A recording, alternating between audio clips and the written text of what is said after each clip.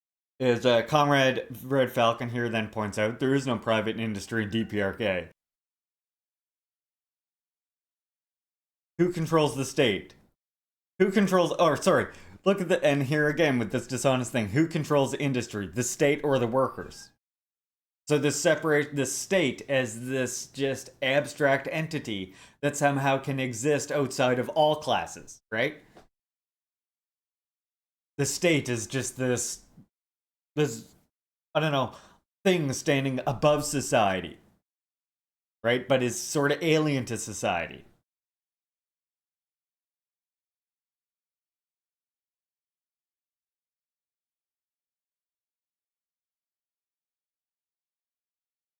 And then Red Falcon, of course, responds, just as you would.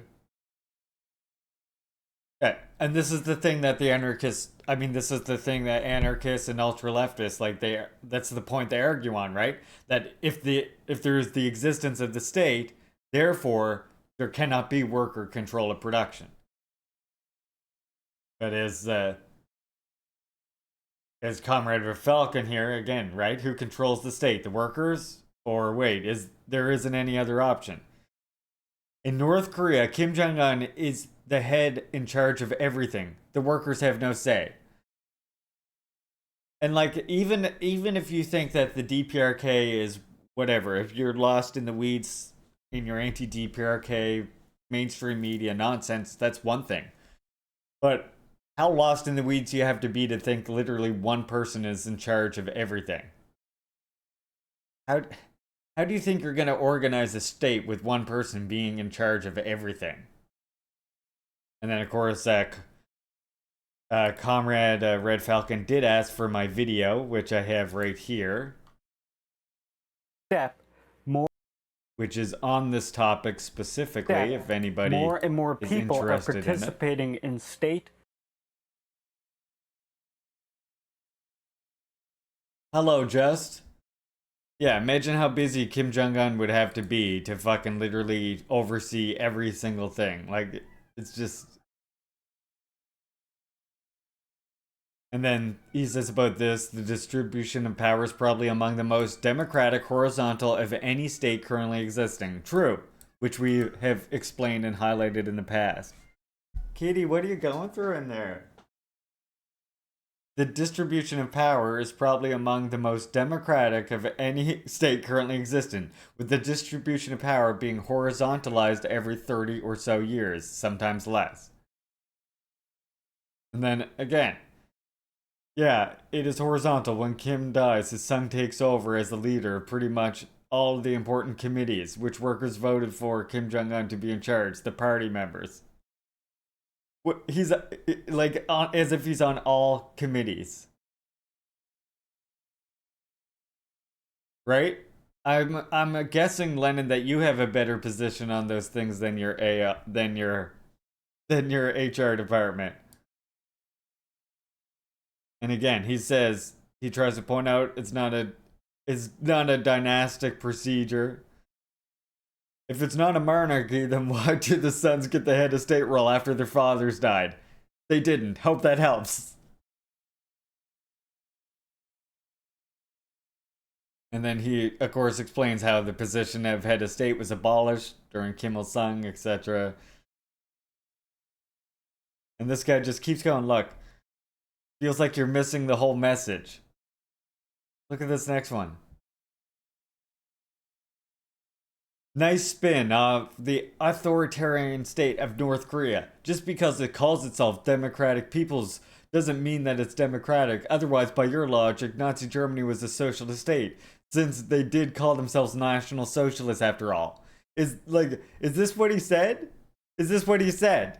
Did he say that it's fucking named that and therefore that's why it's democratic? Like, what the fuck? Or did he actually give a concrete explanation as to why it's democratic?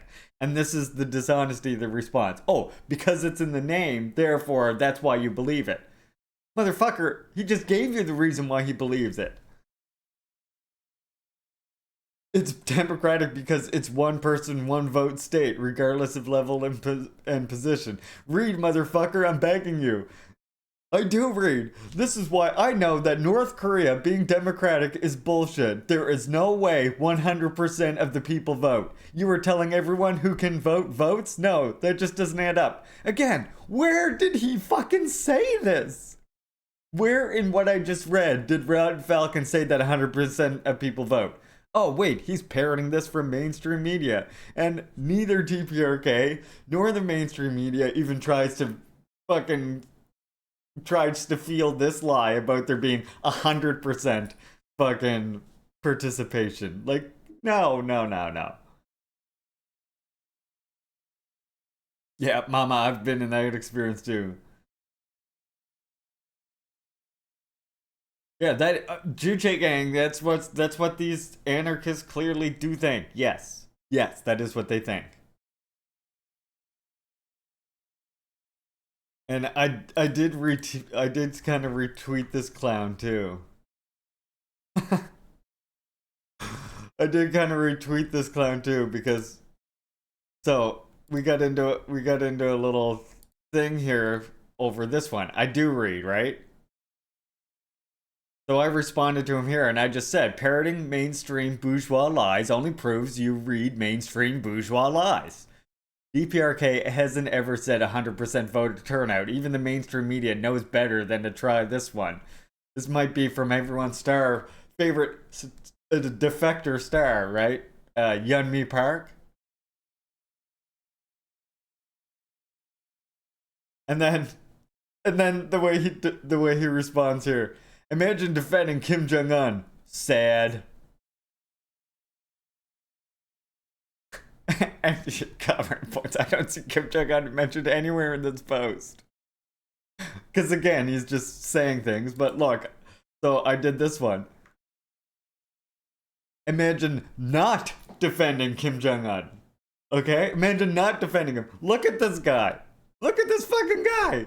How are you not going to defend him? He's fucking jolly as shit. Tell me who is more jolly than this. Alright? How are you not gonna defend him? The motherfucking guy's tickling him, for fuck's sakes. He's being tickled, for God's sakes. This person. Why does it look like Kim's being picked up like a baby? He's being tickled like a baby.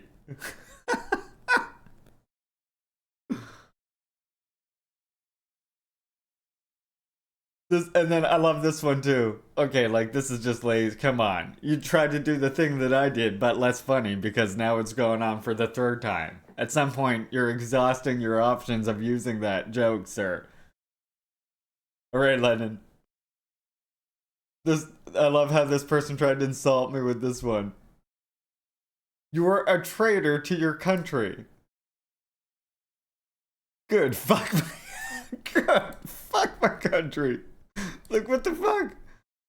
Well, at least you admit you're a traitor. Yep, at least.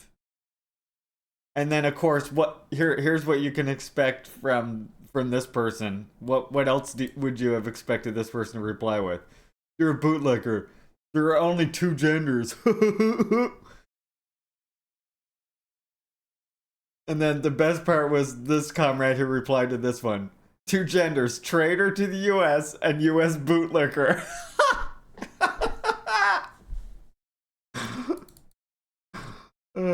Too funny. Just had to share that. I thought that was a comical interaction. And then I noticed, look at this. Chris Rock and his daughter went through a rough patch because of Will Smith. I think that's leaving out a lot of details. I'm very intelligent. Behold my binary function. I imagine that's how that emote talks, Mad Maple Syrup, right? Something like that. I'm very intelligent. I don't want to like spit everywhere, so I'm not gonna go full tilt with it right now. If the cam wasn't on, then I would have. Yeah, I like this article here though. Chris Rock and his daughter went through a rough patch because of Will Smith. Makes you like makes your imagination run wild, right? Like, what do you think that means? Anyone know?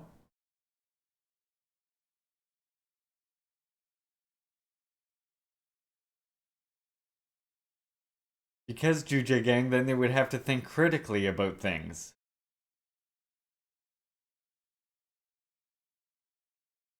Yeah, it isn't their fault. It's the fault of relentless propaganda. And some of the strongest propaganda is simply like omission, right? Yeah, so what's funny about this though is, you know why they went through a rough patch is because his daughter didn't like him disrespecting a fucking black woman. I like on this article though, just like Animated Times, just this is all they say. I think they had a little bit more room to add some context right here. Went through makes it sound like it was Will Smith's fault that Chris Rock went through a rough patch, but when you actually look into it, it's Chris Rock's fault at the end of the day. Like, Jesus. Like, okay, maybe we can make an argument for the merit in slapping someone, but what the fuck?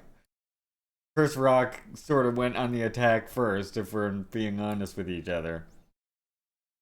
There was absolutely no reason for the remarks he made, right?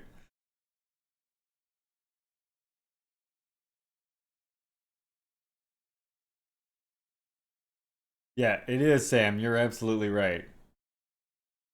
Look at this. Look at who we got tweeting this shit. Tom Morello of Rage Against the Machine. We're gonna have to save this for when Lennon gets back. We gotta show Lennon this. Look at this fucking meme that Tom Morello's sharing. Like, Tom, what are you doing? You're sharing boomer centrist fucking memes here.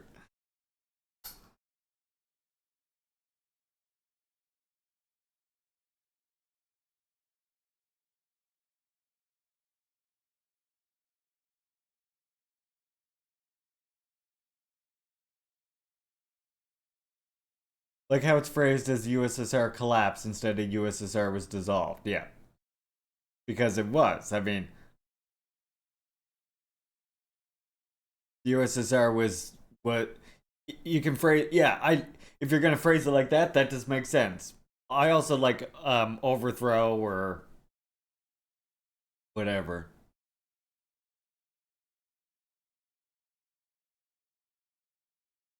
I mean, it isn't though. It's kind of this is the problem with this. This is muddying the waters of the people who are fighting against, you know,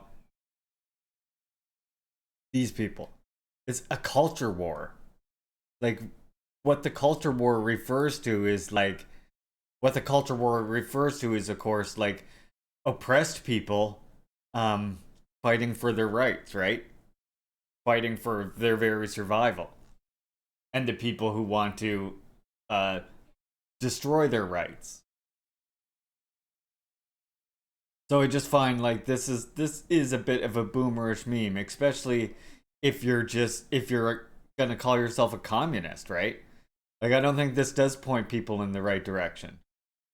I think what it does is it muddies the water that, you know, for example, the people often represented here on the right hand side with the purple hair, you know, this is representing something that itself has a class background behind it. You know, that struggle against genocide, against LGBTQ plus people, against Native people, and against black people and other oppressed people. It sort of like equalizes this thing.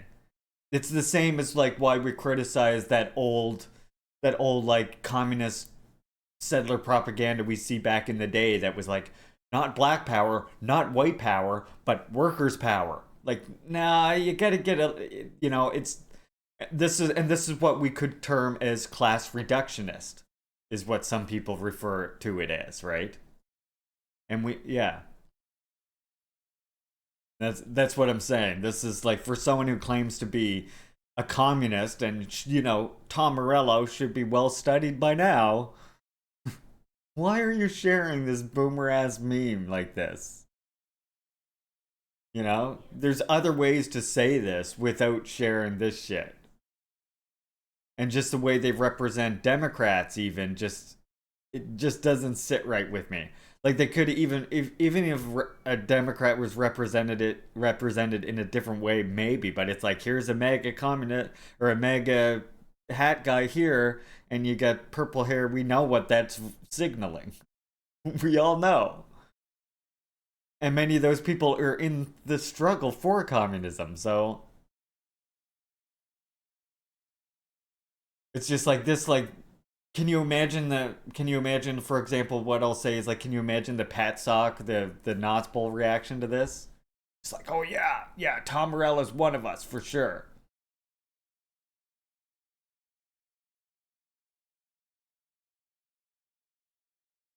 Yeah, and this is the thing, it's not, right? It's this purple hair, it's a woman, like, we can say this another way. For example, we could just be like, hey, you know, both parties are really two sides of the same coin, or two heads of the same hydra. That works better in Canada, where we have the NDP too. Then you get the NDP, the Liberals, and the Conservatives. They're all three heads of the same hydra, and you could cut one head off, and it'll just grow right back. That's the whole purpose of the scapegoat. But this is just does not. Tom. Come on, you can do better.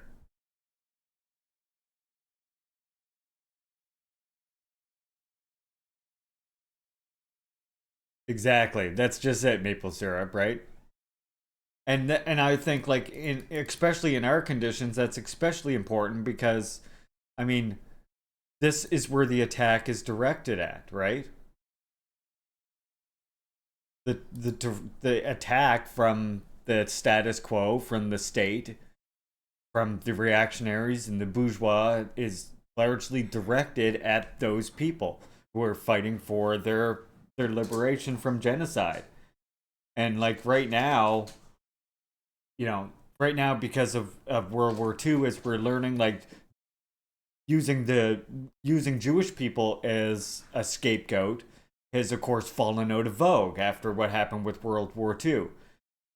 Well, you know what? What never fell out of vogue was using LGBTQ plus people as a scapegoat, which the Nazis themselves also did.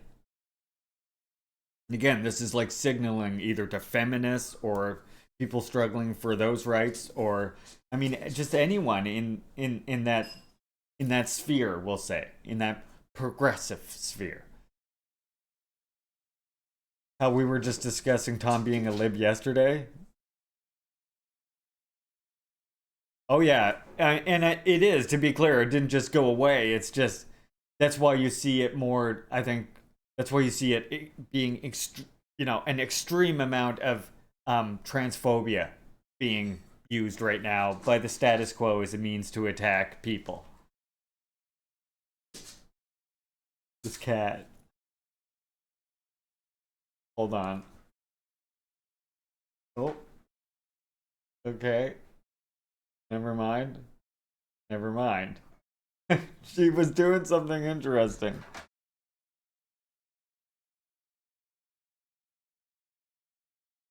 And then she just went running into the other room, so I tried. Maybe she'll be back. So yeah, I just wanted to point out that Tom Morello meme because it does on the surface look like it's an okay educational meme, but then when you start to think about it, it's like, okay, maybe it's not educating people so good.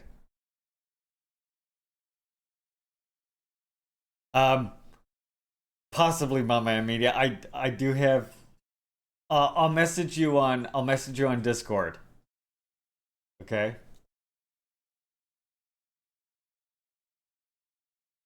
I have 50-50 split, so my son is with me this weekend, so it will depend on what's going on there.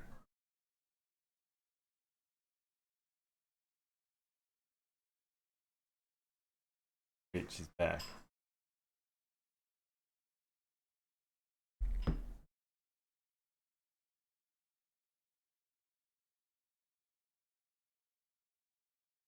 Oh shit, sorry. Wait.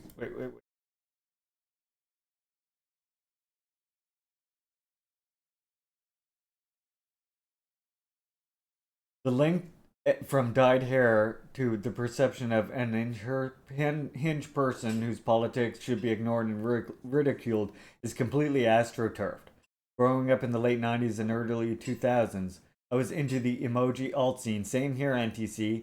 Saw firsthand the transition from media telling old people that dyed hair people are mentally unstable kids to the media saying these blue hair freaks are grooming your kids, etc. All because they dare to act differently from society's expectations. Yep.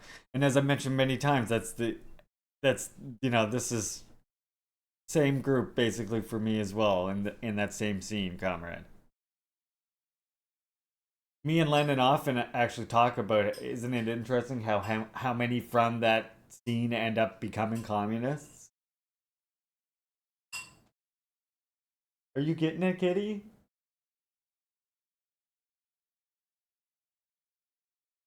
Come on, get it.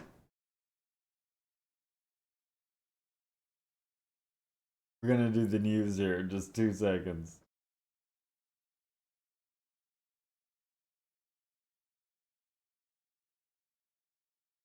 She gets this bread. It's like the top from a juice. Loves playing with these. She runs around the house with them. Very good girl at not eating shit too. Almost all your group did. Yep, exactly. It's interesting how that happens. I mean, Lennon often talks about the same thing on his stream, right? About the skaters and stuff, how a lot of them go towards progressive left-wing politics. Goofy. Come on, kitty, go get it.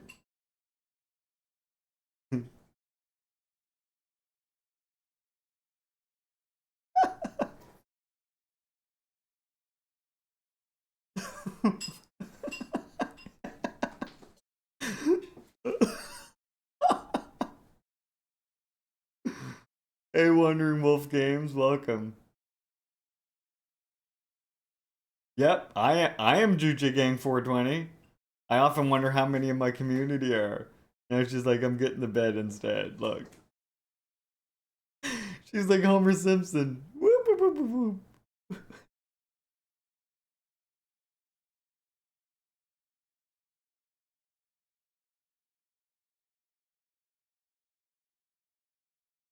Yeah, neurodivergent people notice problems in society more, 100%. And we're also not scared to voice and talk about those things, right? Because, well, fuck your social conventions, basically. She's so funny. She will play with that bread clip for hours. Or that juice top.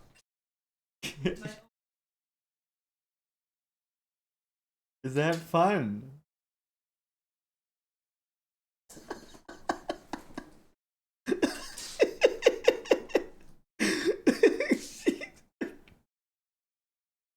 She's like... She's acting like she's running on the top of that thing. Yeah, cats all the toys in the world and they'll still choose to play with a juice cap. Seriously, she has all the toys in the world, comrades. You have, I don't know if this will reach around the corner, probably not. We have a wall of cat towers just around the corner there.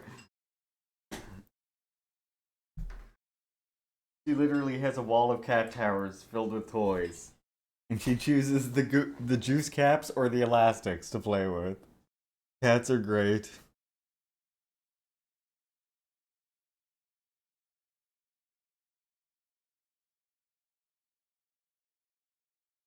Yeah, weird how that works. Hey, Strin Sam.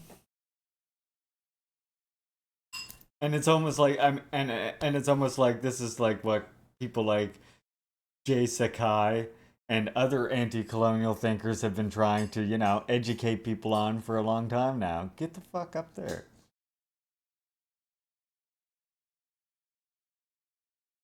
You're wild.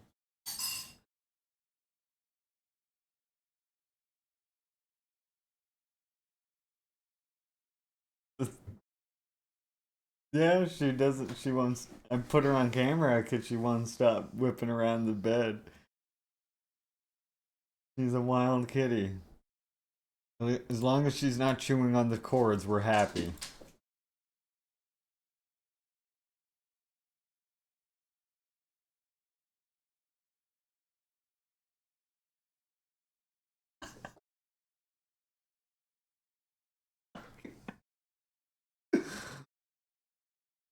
I have read Settlers. Yeah. I've read the version with the interview in it, which is the one I would highly recommend. She was just standing up a second ago. Hold on. And one of my favorite things about Settlers is how he makes it clear he's not talking about proletariat. He's not equating proletariat with working class, and he even defines what he means by proletariat. And still, people misconstrue what the actual work is saying. I think people should read Settlers. Doesn't she have a fluffy tail? She also is shaped sort of like a ferret. She's like got a long body.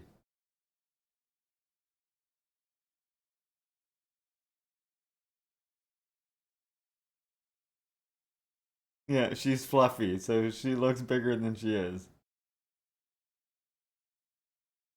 Yeah, most people don't read it, they just react to the title and the cover. Exactly.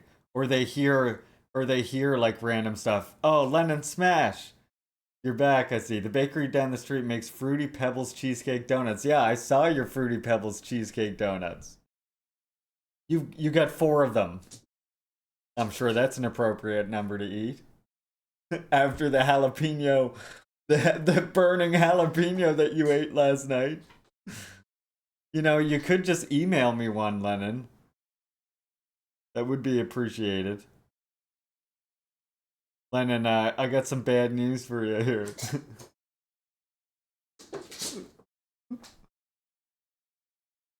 I got some bad news.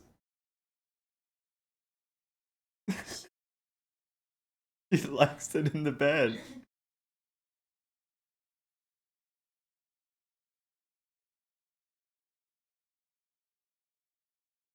We have... you just missed, Lennon. I was showing everybody Tom Morello shared a boomer communist type meme.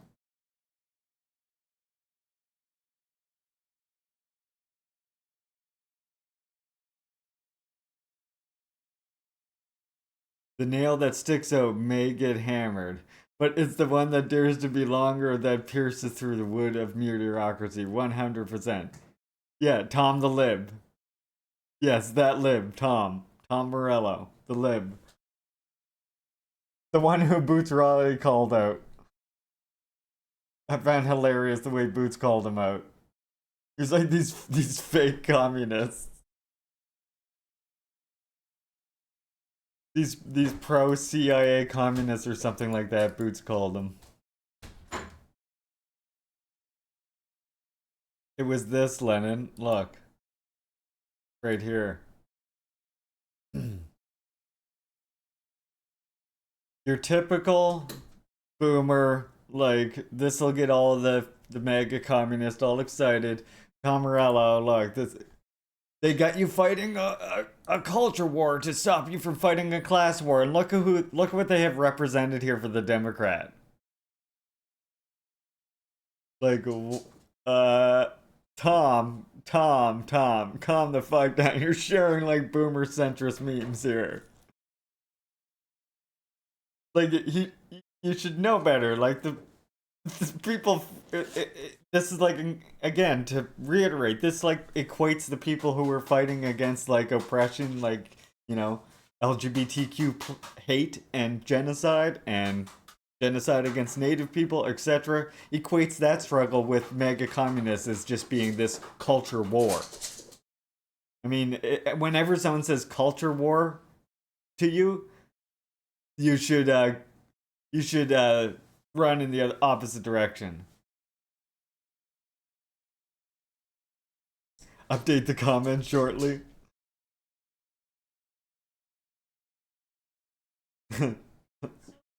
I like this. Oh, nice. Red Falcon. Red Falcon just blew it away. Look.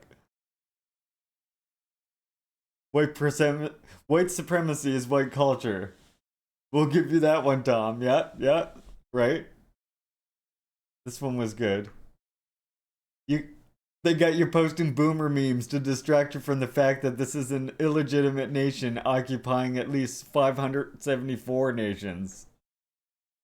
What about that, Tom?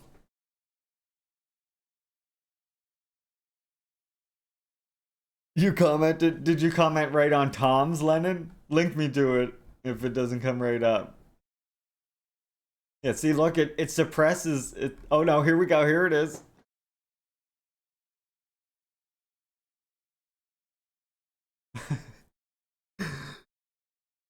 Well, we gotta share that. It's funny, like... Oh no! Oh no, comrades! The worst thing imaginable has happened. What the fuck? Oh, what? Now I gotta unfollow 3 fucking people. Well, who's getting chopped? We're gonna see. We'll find out. Exactly, Strin Sam. As you know, if I do not follow you on Twitter right away, it's nothing personal. It's simply that I have a number to maintain. I have to maintain my Twitter following count at 420 at all times. Which is a challenge because people get banned all the time too, right? I don't give a fuck about it anymore neither. I just post sometimes. Not nearly as much as I did in the past. You can see this.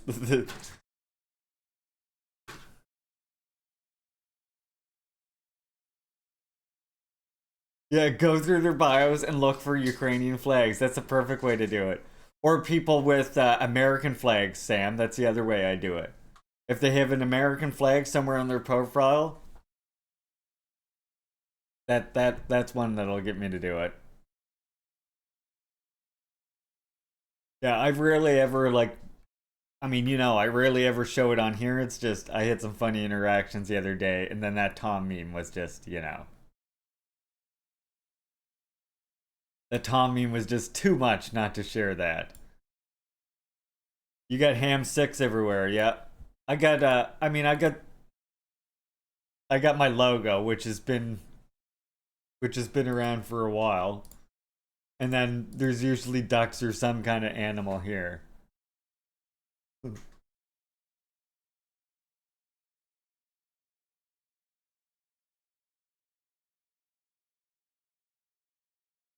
Oh yeah, no, I know you're not. I'm just saying for my own joyfulness, I don't show much Twitter on stream.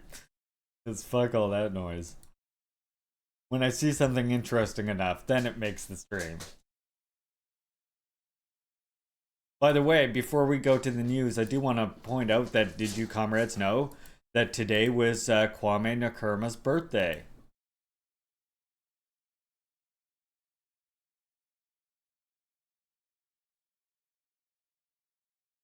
Yeah, she never stops.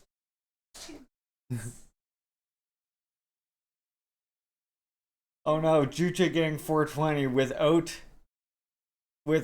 the dang Juche Gang subscription. That's a tragedy. You know, if you want to support the stream, Juche Gang 420 could use the emotes back. Need to remind Kyle that he's a little bitch and Nick Howard frequently. Oh shit. Thank you very much, NTC. Flash those Juche Gang signs, please. That's all of chat. I expect all of chat to always flash those gang signs. You don't come from far away from Kyle? Ugh. Ugh. Kind of thing. Is what I'm thinking about that comment. This cat is still going after this thing. Yeah. Oh, yeah. Same here, Lennon. Absolutely. Given that, we're actually gonna share something regarding that part of the news section. Heck, you don't give up, do ya? There you go, Juche gang. Now you can spam it. We're all surrounded by Kyles and Karens, unfortunately.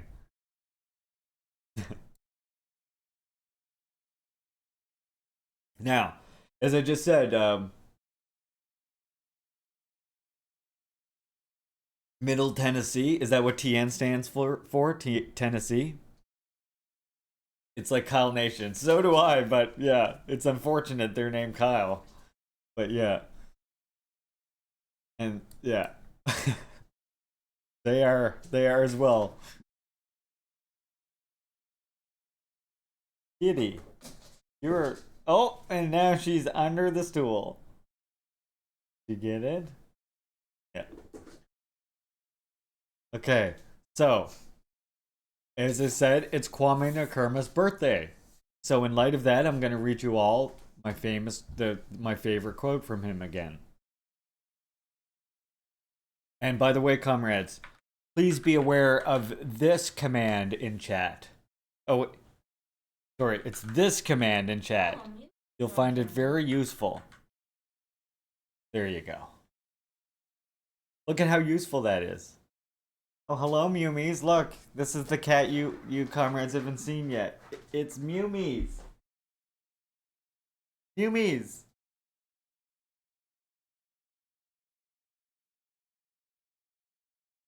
Exactly.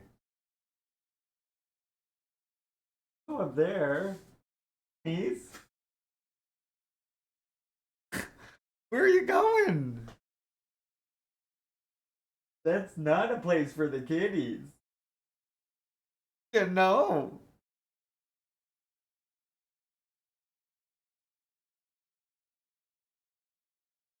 Yeah. This is the old kitty. You're just gonna sit there now. Oh, there you go.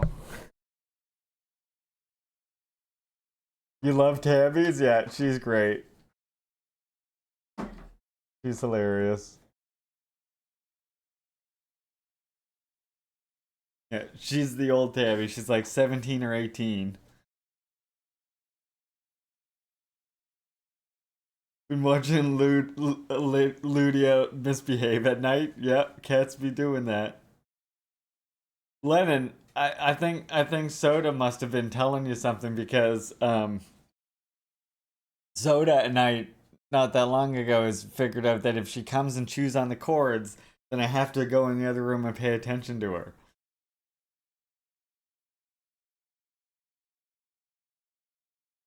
Oh, no good, Jess. Sorry to hear that, comrade. Birds be deadly. Birds are fucking deadly. Here, I'll keep the camera like this for now so you can see Mewmies. No, hawks are not.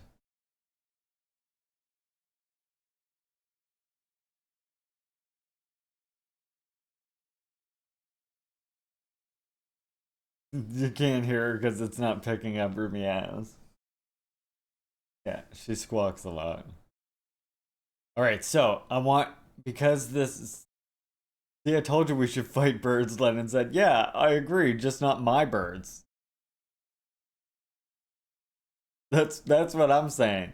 I'm saying you leave my birds alone. You go after all the other birds you want, right? My birds, no.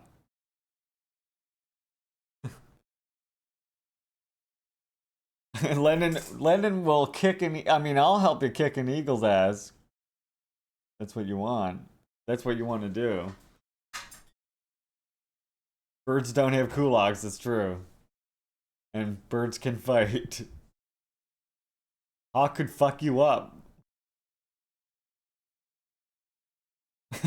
One good left hook. Yeah, the problem is you gotta land it first. Well, it's like swooping and attacking you in the back, like putting its shits into you. They dive bomb and then go back up, quick like a cat.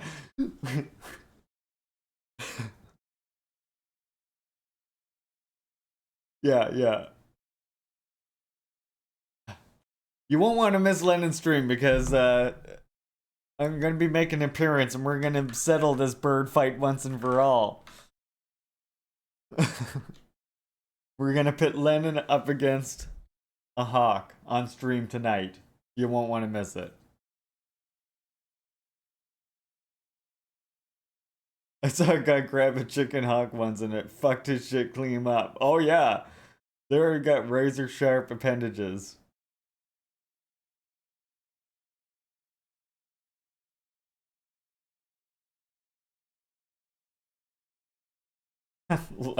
We'll see. Alright, for Kwame Nkrumah's birthday here, we are going to read this quote. My favorite quote by Kwame Nkrumah. Hey ICB, welcome Comrade.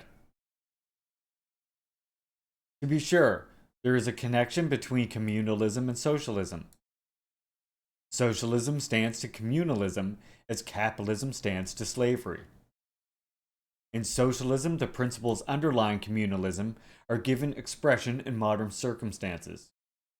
Thus, whereas communalism in a non-technical society can be laissez-faire, in a technical society where sophisticated means of production are at hand, the situation is different. For if the underlying principles of communalism are not given correlated expression, class cleavages will arise, which are connected with economic disparities, and thereby with political inequalities. Socialism, therefore, can be, and is, the defense of the principles of communalism in a modern setting.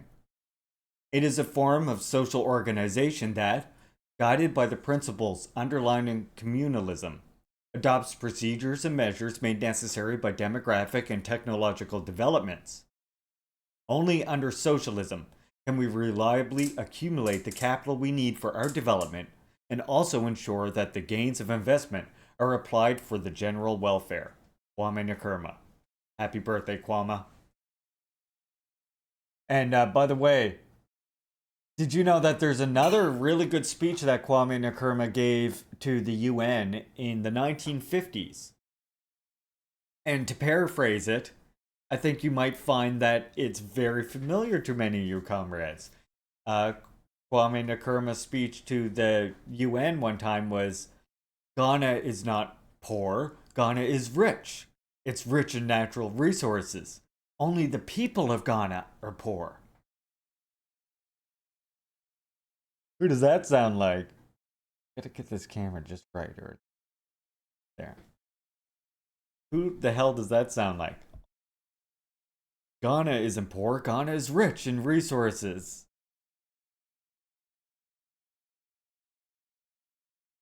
So, it's... Yep, there you go. Comrades are getting it. To say that socialism doesn't work is to overlook the fact that it did work, and it worked for hundreds of millions of people. I have to imagine, right, that Perenni, like, saw that speech that Kwame Nkrumah gave to the UN or something, and, like, at some point through his studies and adopted it. I have to imagine, right? That's probably how that played out. It seems likely to me. Because it's funny, because when you listen to Kwame Nkrumah give that speech, and then you look at Michael Perenni's speech, they are very similar. And it's just, of course, Michael Perenni supplements Ghana for whatever country he's talking about at the time. I find that interesting. When I watched it, I like had to watch it several times, because I was like taken aback by how close it was.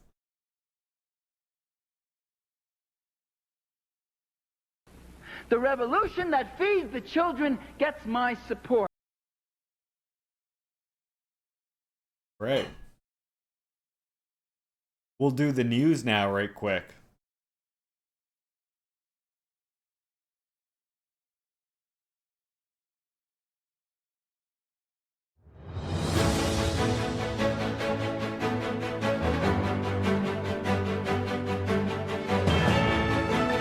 Land defending. Water defending. Strike actions. International politics. Socialist news.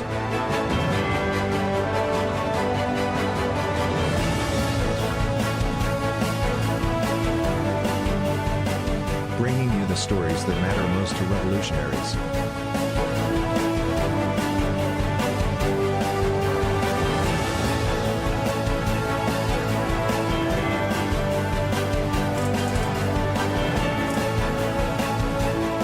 This is People's News with Leaping Larry.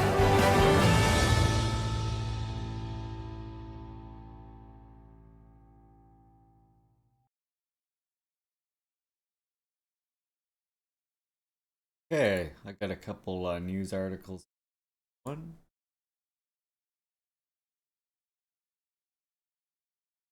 Some from the Pyongyang Times, as always. Always have one every day from that.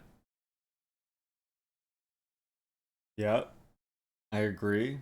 Also, Frantz Fanon, which is why we have him right there. One of our favorite theorists on this channel. So first of all, I wanted to show you this local story here. We have actually this is actually a good thing that's related to what we just saw from Tom Morello here a second ago, right? Remember we just saw Tom Morello share that garbage boomer meme? Well, think about that meme that we just shared and look at this. Police officers formed a line between the two sides, separating them by a couple of meters. Opposing points of view separated the two groups even further. Do not confuse our children. Do not groom our children. Do not sexualize our children. Fucking Children are there to be reactionary educated, chuds. math, science, English, grammar, and history and geography. Not about confusing them if they're a girl or a boy. Look at this woman. Tell me you would not. Tell me that it surprises you this is coming out of this woman. I dare you to tell me this surprises you, if that this is coming out of this fucking Some woman. Protesters say they have nothing against the LGBTQ community. They just want to I wanna say in frag their them in children's doom, education. just. But the queer community feels differently. Oh, you don't. They feel differently. You mean? Oh, they don't like being fucking attacked as being groomers and all this other bullshit. Gee, I wonder fucking why. And like essentially being like given the okay from the state, etc., for being the target of a genocide. So, you know, state-sanctioned genocide.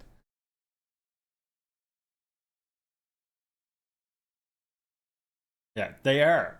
And that's what I was saying. Like, if you looked at that woman, does it surprise you that that was coming out of her? I see a mix of absolute hatred and bigotry.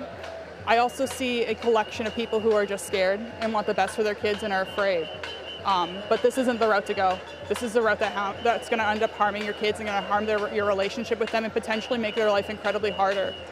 The gathering was mostly peaceful, but there were some tense moments. 13-year-old Nabila Manna was speaking to CBC, saying she does not want to learn about gender identity in school when a counter-protester approached. I didn't touch her. Shut the hell up. Fascist. Police arrested one youth, but the rest of the large crowd dispersed by late morning without incident. Without any resolutions either. Taryn Grant, CBC News, Halifax. Here's my local news. Just ridiculous. And you see why I say that that meme from Tom Morello this morning is so disappointing? Because it paints both of those sides as just fighting a culture war. As if it's like, as if it's not the bourgeoisie, more on, you know, more like overwhelmingly more on the side of one of those struggles than the other. And we all know which one. Hey Kay, welcome comrade. Hope you were well today.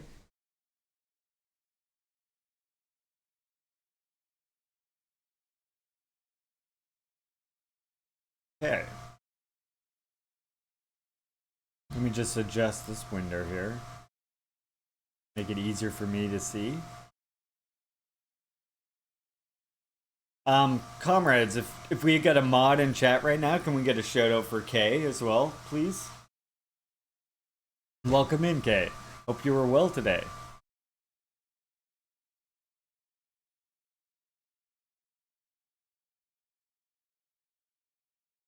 Leading fruit farm relies on science.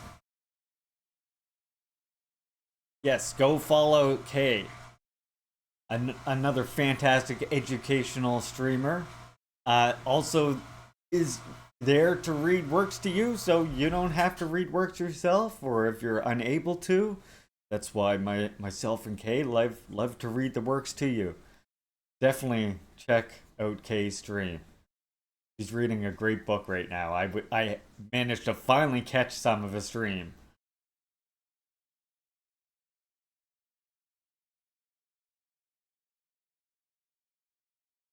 No problem. Welcome in, Comrade. Since the beginning of this year, Taedonggang Combined Fruit Farm has The revolution that feeds the children gets my support.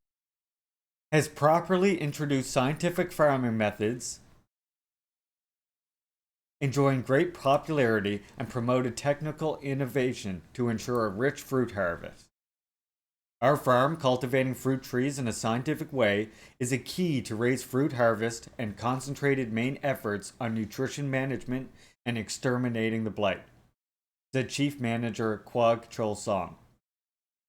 It organized several rounds of workshops and demonstrations and frequently conducted experience sharing based on them, working out technical manuals for each farming process and field in a scientific way to be distributed.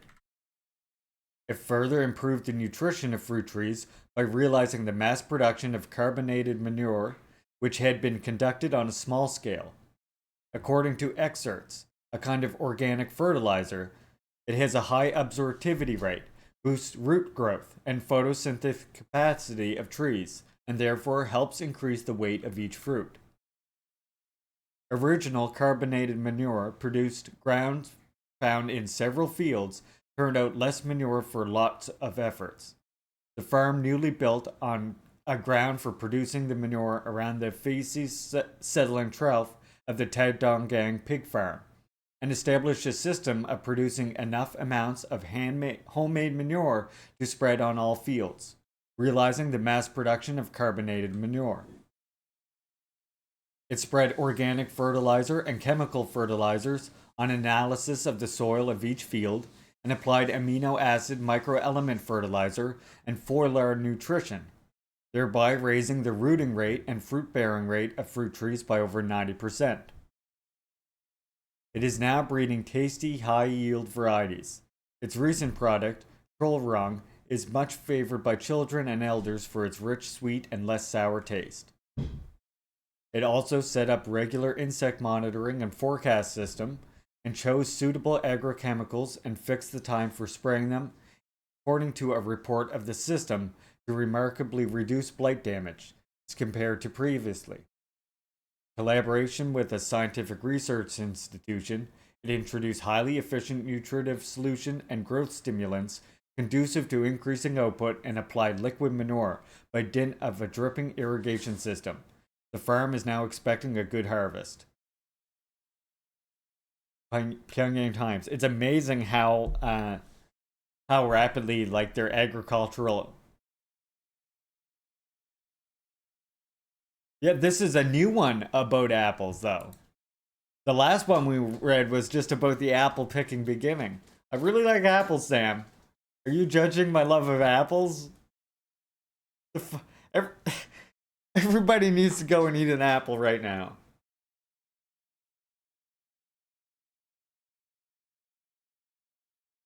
Yeah, I wanted to highlight this one because I think it's interesting. Name all the apples then. Let it.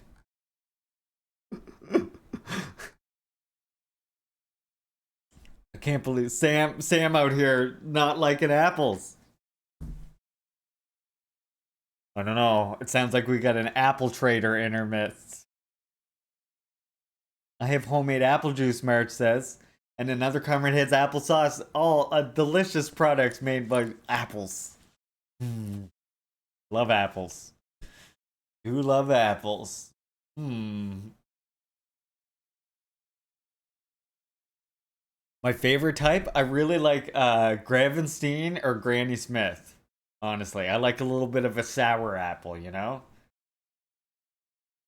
If I'm getting a sweet one, Honeycrisp is pretty good.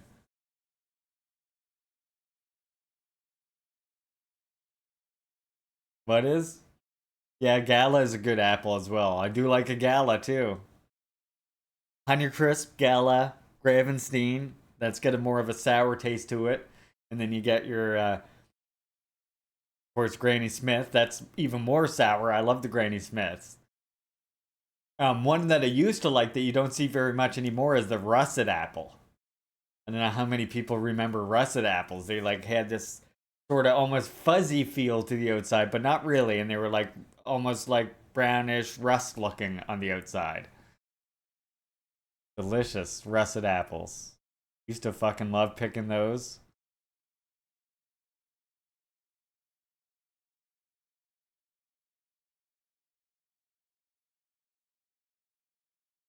You have infinite labor vouchers, it sounds like. You found the glitch to get infinite labor vouchers, Juche Gang 420. Thank you for reporting it to the party. We will rectify the situation. The revolution that feeds the children gets my support. The huge, deep, red, waxy skin, crunchy apples. I mean, that could be like the To say that socialism doesn't work is to overlook the fact that it did work, and it worked for hundreds of millions of people. Or, I mean, the Honeycrisp, I guess, is sweeter. You got your Red Deliciouses. Those are waxy skinned. Yeah, there's Macintosh. They're a bit waxier as well. They're pretty delicious. Macintosh. That's a classic one there. They're grapefruit sized. Oh crap! That's a big apple. Sounds like it could be Macintosh though.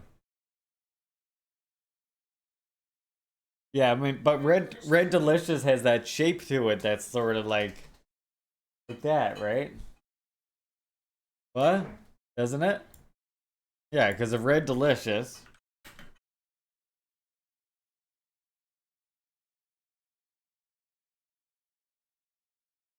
There's a Red Delicious. See, the Red Delicious has sort of a longer part like this. That's your Red Delicious right there. And then that's your Macintosh apple right there. And these are a big apple, the Macintosh. See if I can see the russet apple. Show you the ones I used to like. Fuji are good, yeah. There's your russet apple. They were so fucking good. See, that looks strange and they're almost like fuzzy, but they were so fucking good. They're hard to find. Yeah, they grow them here, but you got to go and pick them to get them, basically. A local, yeah, farm market. But yeah, they fucking love russet apples. Good. Yeah, Fuji, they're like yellow, right? Oh no, okay, there you go. See, that could be what you're thinking of right there, actually.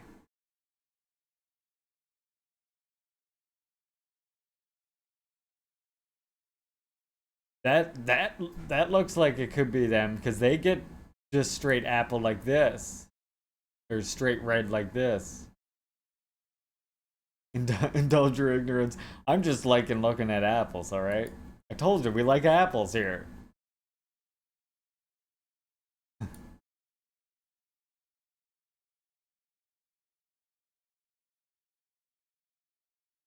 Yeah, I love how round the Fuji apples are too. And then, of course, you got Golden Delicious, which is the same. Golden Delicious is all yellow like this. They're not bad either. MK Ultra Crisp.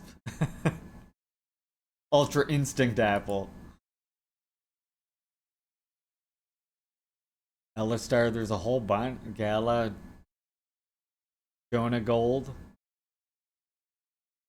Your family grows Reticini. Yeah, Gold Delicious are always good.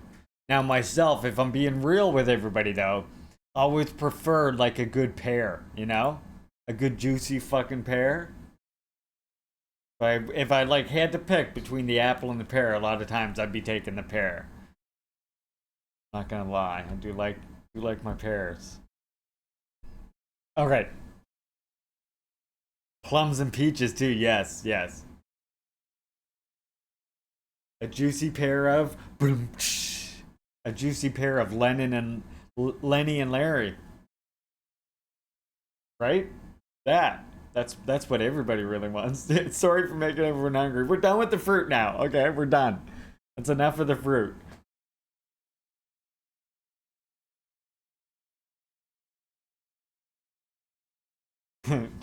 Look, good thing I got these donuts. You better be sending me one of those donuts, Lennon. Yeah, half a communist switch. Rob, he always starts his stream by, of course, eating lunch. I always remember that for quite a long time. Cherry cheesecake, that's my favorite. Well, I like just a plain New York style cheesecake with cherry like pie filling on top. That's what I like. All right, I gotta read something else here before I get hungry too. Fragrance of socialism. Oh god, this sounds like it might be about food. Oh no, it's not. Okay, good. Lots of rare events arousing the admiration of the world people take place in the DPRK. A socialist society centered on the masses of the people. Have I had a Korean pear? I have not. My favorite pears are like the, what are they called? The Bartlett? The Bartlett? It's like green. I like those ones. You gotta get them when they're nice and soft though. Infested with tent caterpillars? God dang. Right now we have in our we grow a bunch of stuff here, but right now we have a problem with these fucking bugs, these Japanese beetles that just like came out of nowhere in the last couple years. They just eat the shit out of all the plants. Ridiculous. I've never seen a bug that eats like the crops so bad.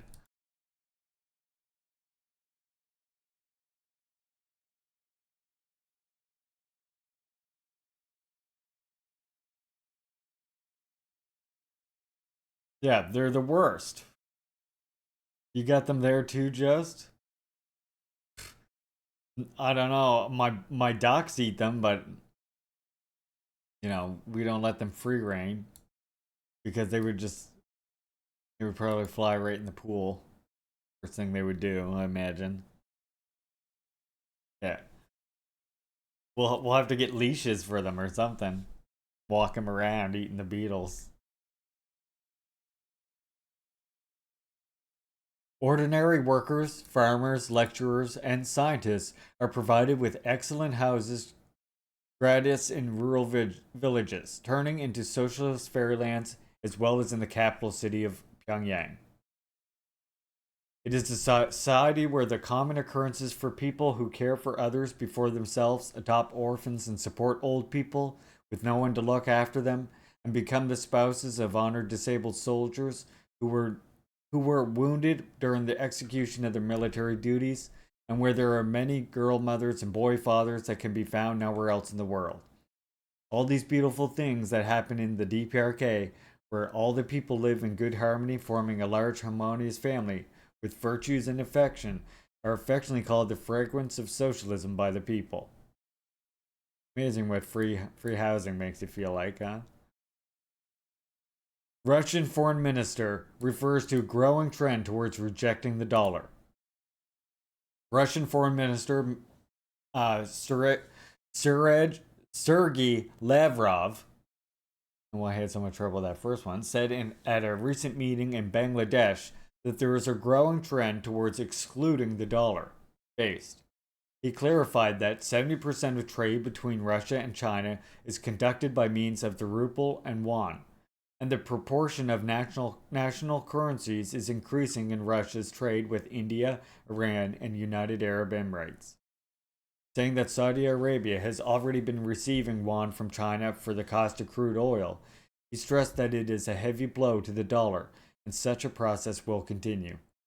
KCNA and the Pyongyang Times.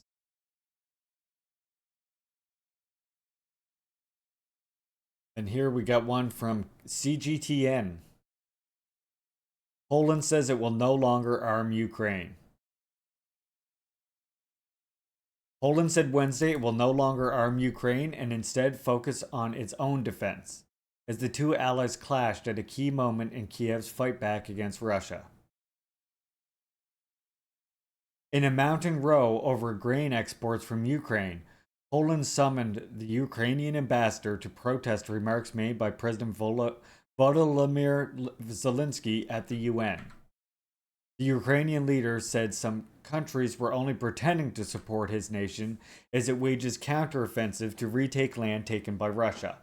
Warsaw took offense to this. Poland had been one of Ukraine's staunchest supporters after Russia launched a special military operation in February 2022, and is one of Kiev's main weapon suppliers. Much of the weaponry that the United States and other countries sent to Ukraine passes through Poland, which borders Ukraine to the west. Poland also hosts some 1 million Ukrainian refugees who have benefited from various kinds of state aid. Tensions between Warsaw and Kiev were sparked by a Polish ban on Ukrainian grain imports, with the goal of protecting its own farmers. Polish Prime Minister Mateusz Morawiecki was asked Wednesday if his country would continue to back Kiev despite the dispute. Quote, "We are no longer transferring weapons to Ukraine because we are now arming Poland with more modern weapons," unquote, Morawiecki said. Kiev has announced that it would lodge a complaint at the World Trade Organization over the grain issue. Morawiecki had warned on Wednesday that he would extend the list of Ukrainian products banned from the import if Kiev were to escalate the grain dispute.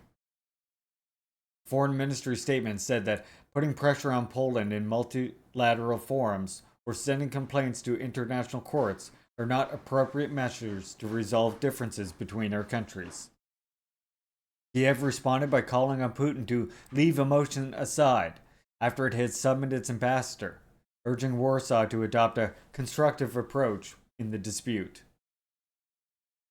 With inputs from AFP. Uh-oh. Yeah, Zelensky's in some shit. That ain't good for Zelensky. So now let's see what you're going to see is much more willingness for the U.S. to shift their aim and their focus now towards Taiwan, right? Because we have seen them, they've been getting ready for this for quite a while now.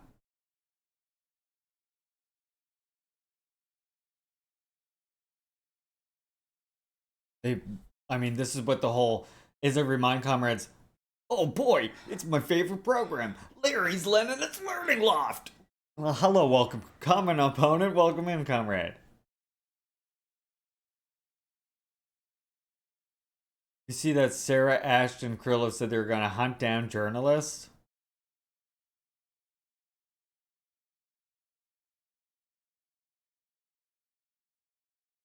And this is the thing, right? What I was mentioning to comrades a long time ago, before I was on the Twitch, actually.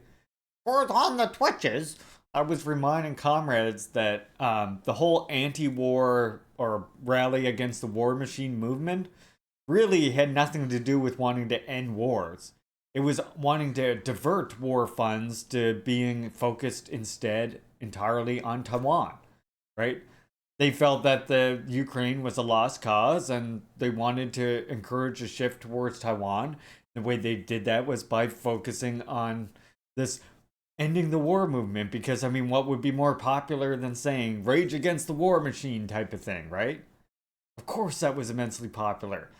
It's just like it's the classic right-wing strategy of using a populist slogan in order to push some other kind of agenda. And that other agenda is them wanting to focus all the war efforts instead on Taiwan and just leave Ukraine now. Because they realized, because I mean, a lot of the Republicans really thought that it was a mistake to begin with. And to begin arming Zelensky like they did.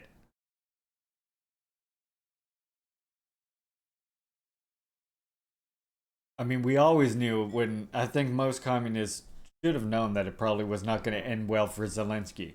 When the US like uses your country as a puppet like this in a proxy war,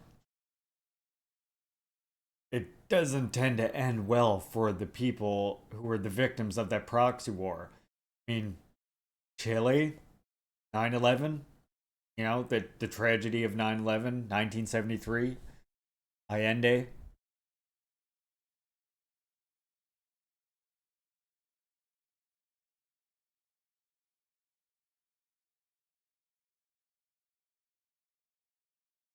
God, it wants me to log in and all this. Well, leave that in. Somehow it doesn't remember my. Oh, wait, here we go.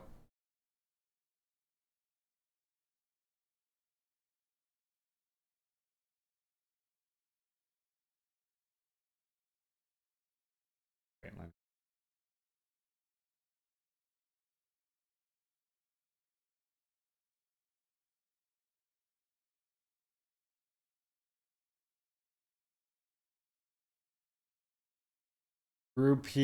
Rupov, Russia's war criminal propagandist will be all hunted down. Spokesperson of UA's TDF, Ashton Krillo. Is simply allowing the light of the Ukraine. Russia hates the truth that their obsessive focus on a Ukrainian volunteer is simply allowing the light of the Ukrainian nation's honesty to shine brightly. Next week, the teeth of the Russian devils will gnash ever harder, and their rabid mouths will foam in uncontrollable frenzy as the world will see a favorite Kremlin propagandist pay for their crimes.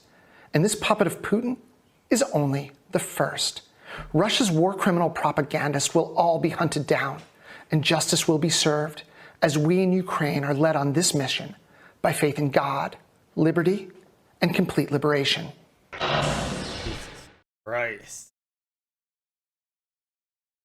Well, that was disgusting. I mean, I'm not gonna thank you for sending that, but damn, what the fuck?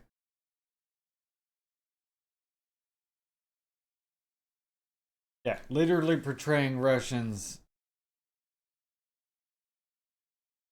as inhuman devils. Yeah.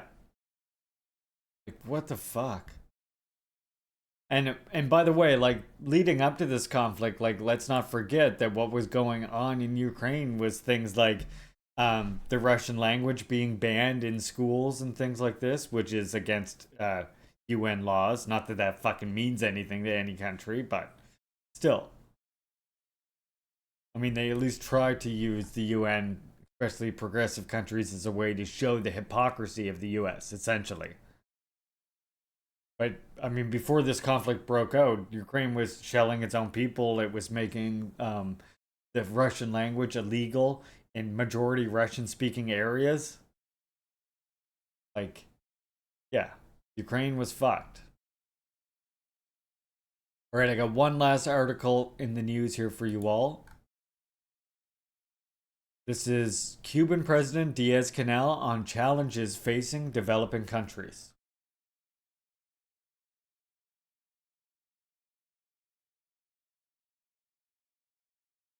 I mean, yeah, and that exactly. What was Ukraine? Ukraine was a democracy when it was a part of USSR. That's when Ukraine was a democracy. Before that, no. After that, no. When Ukraine was a member nation of the USSR is exactly when it had democracy.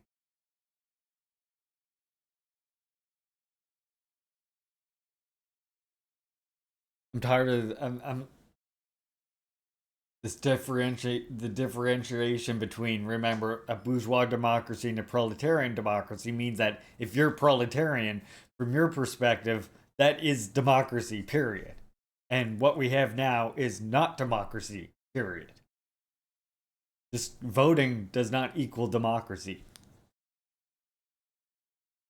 Just because you can vote for something doesn't mean, or vote for your next oppressor even, doesn't mean that you have democracy, obviously.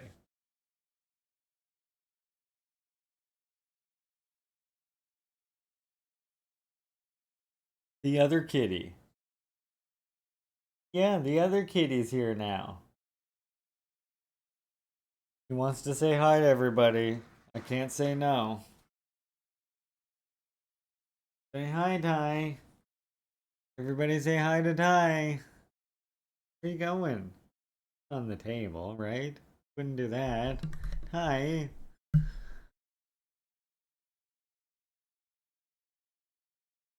Hi.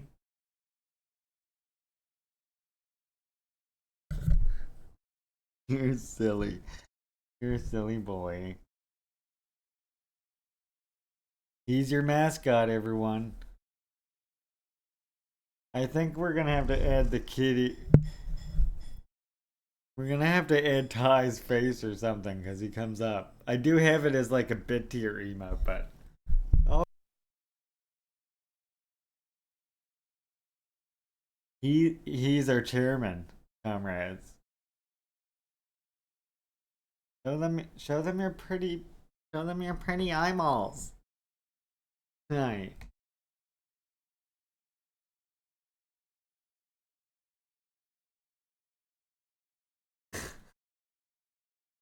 He will lead the revolution, it's true.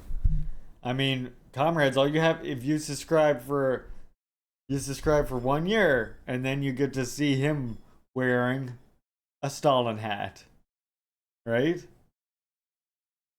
Right, Ty? There, he's rubbing you. He's leaving his scent on you all. That's the comrades, Ty. That's the comrades. Bye-bye. Have a good day. A true people's leader. He came to remind you all, instill you all with revolutionary optimism. Did it work? Are you all feeling much more optimistic now about our situation and our class struggle?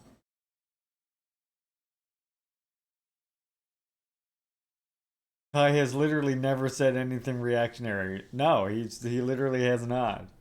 He has not. Yeah, I do have this emote, but unfortunately it's locked behind something. Oh, it's a tier 2 sub. But if you want us to ever replace one of our tier 1 sub emotes with this one, that would be a possibility. Just saying. And I do have some other emotes as well. We're at the max until I somehow make partner. So, we're at the max forever. Until I get the follower emotes, that is. Yes, exactly, Juche Gang 420. He's gonna lead us all to victory in the anti-colonial struggle, right, Ty? Right, Ty? You can also say his name like that. We say Ty, or you can say Tatai. He accepts both. Right, comrade Tatai? Lead us to victory, Chairman. Oh shit, it's Red Falcon. One of the mods in chat. Please give Red Falcon a shout out.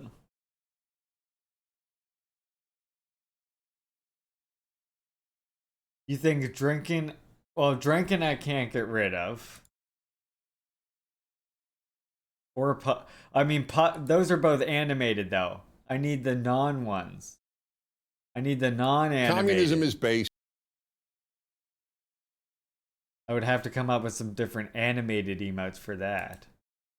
Or I guess I mean I could. Okay, wait. Wait a sec. Here, let's oh wait. Let's go with a temporary one instead. Hold on. I got an idea. So you say drinking and pug. I mean drinking is pretty vital, isn't it?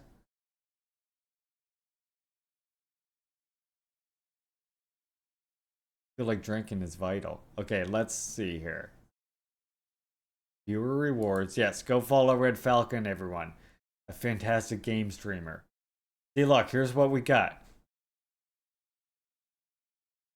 Yeah, I use it quite a bit too, so it would be Paul. I do not use Pug very much, though. That's true. Like, I do have Ty doing here. Oh, I don't endorse it, but Mr. Leahy is a whole nother story common. The kaiju, okay. Yes, I do agree with the kaiju. I do have some other things here too, like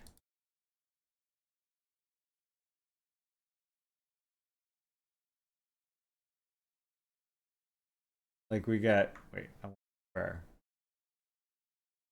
See, I got Kim Jong-il pointing for still ones. We got the oof train still, which I did a long time ago.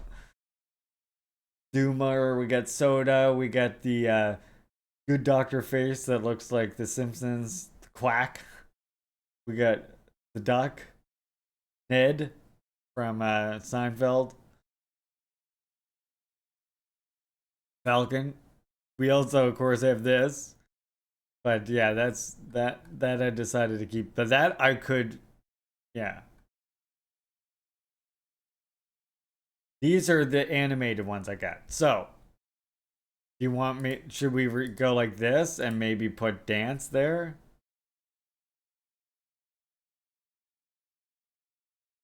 Do it like this. We'll do it like this. We'll go. Put that one there. There. How about that? Now you have Ty. And so now we don't need that one there. We'll replace that one with, sure. I don't really care because who the hell's gonna subscribe at tier 2 or 3? That's ridiculous. Okay, there. Now if you refresh your browser, you should have a new Ty animated emote. And I can change it later, but what do you think? Does that work for now?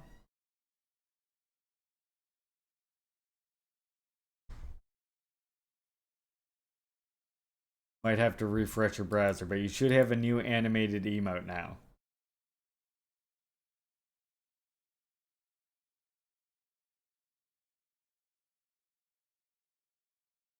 Yep, there you go. Is that better than the Poogle Sari emote?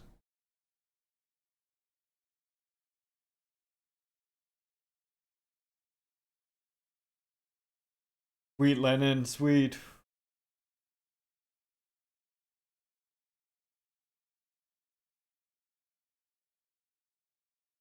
On mobile, it's annoying because you have to restart the whole app. That is annoying. But yeah, now we have the kitty. You'll certainly use it more? Okay, cool. Well, that's what we want, right? We want emotes that comrades are using. Don't remember. Oh, don't forget. I mean, don't remember. Don't forget that I'm here to serve you. As you know, the famous quote on this channel, only the masses are omniscient and omnipotent and almighty on earth. Therefore, my lifetime motto is, the people are my God. Right? I'm here to serve you all.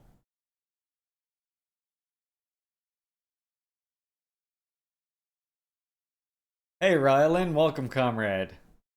The new kitty emote. So I figure this way, like, you can use it multiple ways. When you see a kitty on someone else's stream, when you see a kitty on my stream, or when there's dancing going on. It's like a double. It works 2 different ways. It works for dancing and when you see kitties. So there you go. Now we got a more useful meme. The Poogle Sari was good, but it was really only being used while we were watching Poogle Sari. So that's fine. I like Ty being there. Cuban President Diaz. Matthew Kohai, welcome, comrade. You don't really watch Twitch outside of this stream? Well, damn, Jess, thanks. That's very motivational. Thank you very much. That means a lot to hear you say that. Welcome, Matthew Kohai. Of course not. Of course not. My head is extremely small. Don't worry. Like a pinhead, really. Pretty much like a pinhead. That's what we're dealing with here.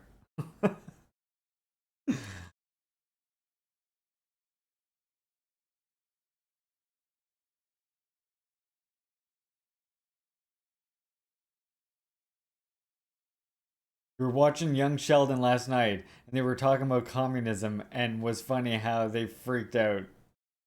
Yeah. Another one I like to watch. We're watching again now is King of the Hill, and they talk about Lao because, of course, you know, his neighbor is, and they talk about how he had to flee the revolution or whatever. I always laugh at that now. Funny hearing that now that I'm a communist. Cuban President Diaz-Canel on challenges facing developing countries. The inaugural session of the Summit of the Heads of State of Government of the Group of 77 plus China was held in Havana, Cuba, September 14th to 16th. Established in 1964, the G77 now has 134 members, with a rotating chair alternating among member countries from Asia, Africa, and the Middle East, Latin America, and the Caribbean. It is the largest intergovernmental organization of developing countries, with 2/3 of the UN member states, and accounts for 80% of the world's population. Although China is not an official member, it consistently supports the G77 positions and demands. Mexico, a founding G77 member, which withdrew from the alliance in 1994, rejoined this year.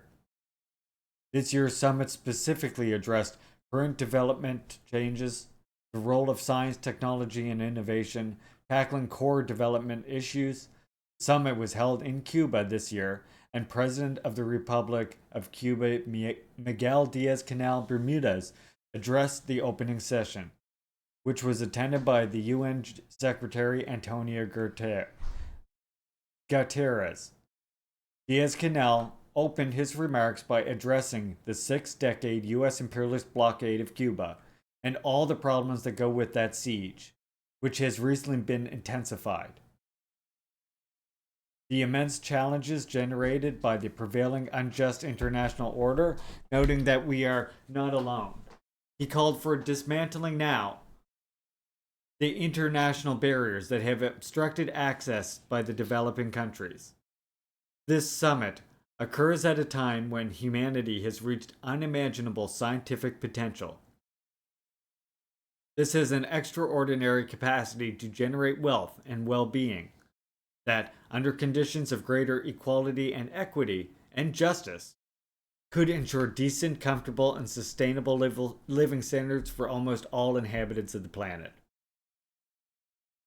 Considering the length of time during which the North has adapted the world to suit its interests, at everyone else's expense, the moment has arrived for the South to change the rules of the game.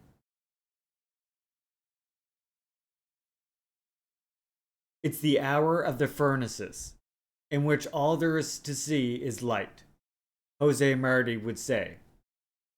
With the rights we, the vast majority of the group of 77 members, acquire by being the primary victims of the world's present multidimensional crisis, of the cyclical imbalances in international trade and finance, of the abusive unequal exchange, of the science, technology, and knowledge gap, of the danger stemming from progressive destruction and exhaustion of the natural resources on which life on Earth depends, we demand realization now of the overdue democratization of the system of international relations. Quote, "It is the countries of the South which suffer most from poverty, hunger, indigence, deaths from incurable diseases, illiteracy, human displacement, and other effects of underdevelopment. Many of our nations are labeled poor, whereas they should properly be referred to as pauperized. The need is to rectify a situation which centuries of colonial and neo-colonial dependence have left us in. It is unjust, and the South can no longer bear the dead weight of all the problems. We have proposed as this summit's theme the role of science, technology, and innovation as essential components of the political debate associated with law. But we do so in the conviction that the achievements and advances in the field are those that will finally reveal whether and when it will be possible to fulfill the ideal sustainable development goals relating to ending poverty, zero world hunger, health and well-being, high-quality education, gender equality, clean water and sanitation, solution of the problems of energy, employment, economic growth, industrialization, and social justice." Diaz-Canel stressed that it is necessary to remove the international barriers that have hindered access to knowledge by developing countries and their use of such determining factors for economic and social progress. Diaz's full remarks can be found on Grandma, which there's the link to it if you want to read all of that from Comrade Miguel Diaz-Canel.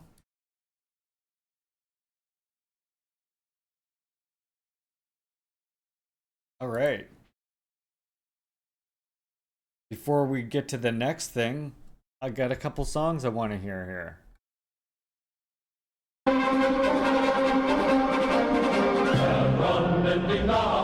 One's from GDR.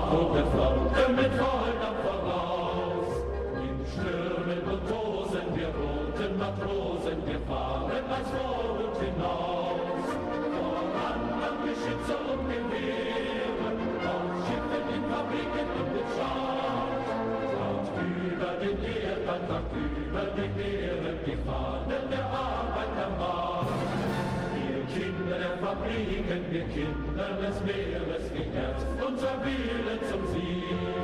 Zur Arbeit geboren, im Meere verschworen, wir fürchten nicht Kämpfe noch Krieg. Voran an Geschütze und Gewehre, auf Schiffen, in Fabriken und in Scharen. Oh yeah, color footage of Lenin is great.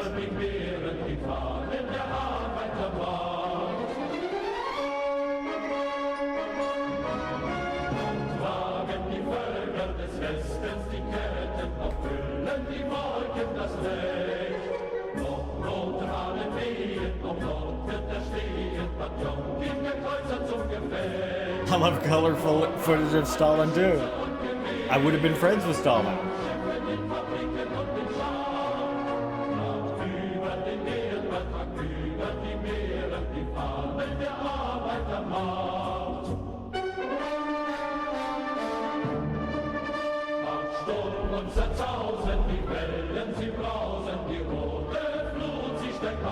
I would have been friends with Stalin.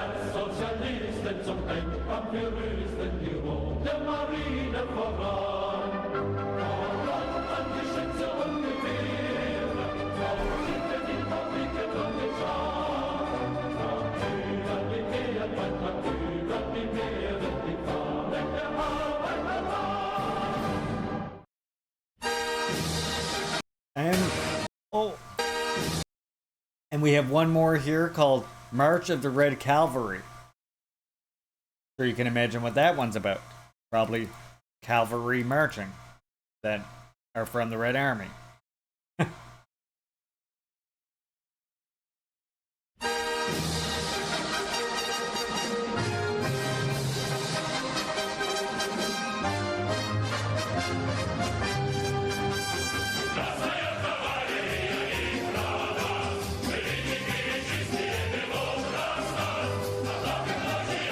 Oh,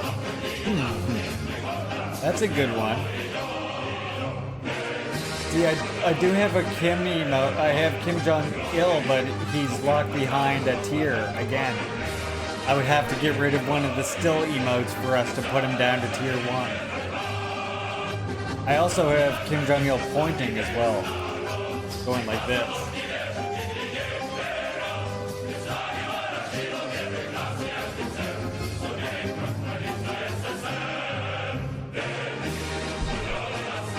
Let's go, Smokes. Let's go, Smokes.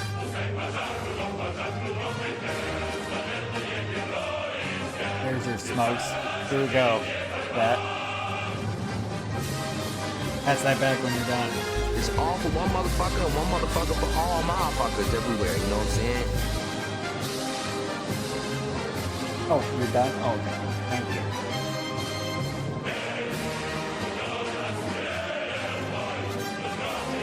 To say that socialism doesn't work is to overlook the fact that it did work, and it worked for hundreds of millions of people.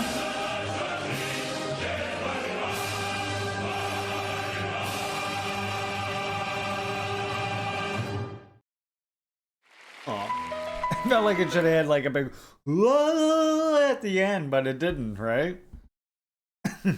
Didn't seem like it should have had like a big whoa or something like this, and it would just like ended. I don't know. Maybe it goes right into another song at that point. Just felt like that should have been at the end to me.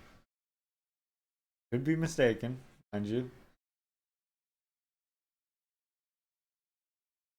Well, it's time. It's that time for the reading.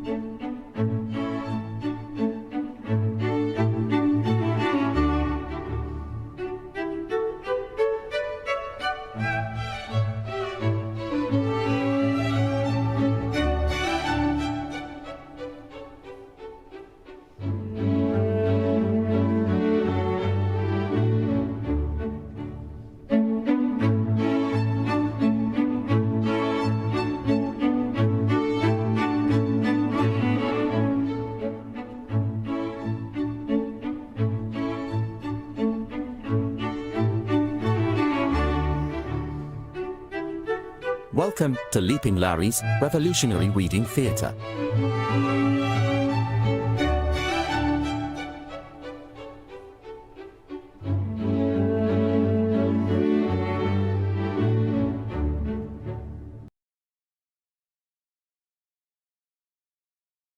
Yeah, welcome to the reading theater. Sam, that's the best one yet. The scream...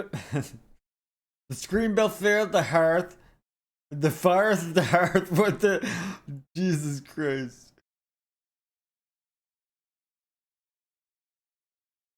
The scream before the hearth has kept the sparks, the knave did owe his pal 30 cents. Oh my god.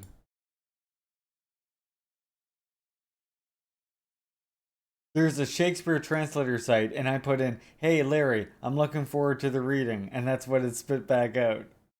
The screen before the heart fireth has keepeth the spark. The knave did owe his pal 30 cents. Makes you think. Kind of makes you think. Sort of makes you think a little bit. Right? Is that how you're supposed to respond to that? Yep, sort of makes you think. I think. I think it does. Alright, here we are. We are reading more Stalin, History and Critique of a Black Legend today. A fantastic book that us here at Iskra Books were very happy to be able to bring you. As you know, I do a little bit of helping out over here at Iskra, maybe. You might not know that. But if you don't, even if you do, you should check out the site. I would have, exactly. Check out the site. There's lots of other good works here, and you can read them all for free on the website.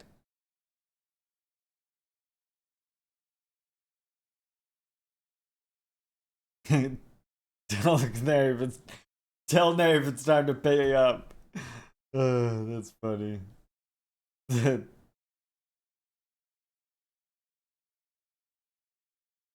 Okay, so you ready to learn about Stalin? I hope so, because I'm gonna force you to learn about Stalin anyway. Stalin, last time we actually touched on a little bit about the Soviet Union regarding Israel, so this is continuing on with that. We're going to be doing a shorter read today because, you know, Beyonce is home and, you know. So we're going to try and finish. I think we're going to be able to finish up this chapter, though. Stalin, Israel, and the Jewish communities of Eastern Europe. The Jewish community was certainly not spared of the conflicts that characterized the whole history of the Soviet Union and the socialist camp as a whole. Let us deal first with the situation that arose in Eastern Europe with the end of World War II and the founding of Israel. We have seen a strong Jewish presence in the state and government apparatus, beyond the composition of institutions. One must take account feeling of gratitude felt by the Jews in Hungary, for example, for the fact that, as an authoritative witness reported, it was the Soviet soldiers and not others who had snatched us from certain death. However, the honeymoon that seemed like it would reign for some time turned out to be short-lived. The conflict was not long in coming. The Jews returning to Hungary, who had managed to escape the genocidal policies of the Third Reich and its thugs, engage in the rebuilding of the destroyed country, or immigrate instead to a Jewish state that was taking shape in the Middle East. Initially, the proponents of this second option had a free hand. Hey, Adrian Vixen, welcome, Comrade. One of my mods in chat, can I please get a shout out for our dear comrade Adrian Vixen, please? And thank you.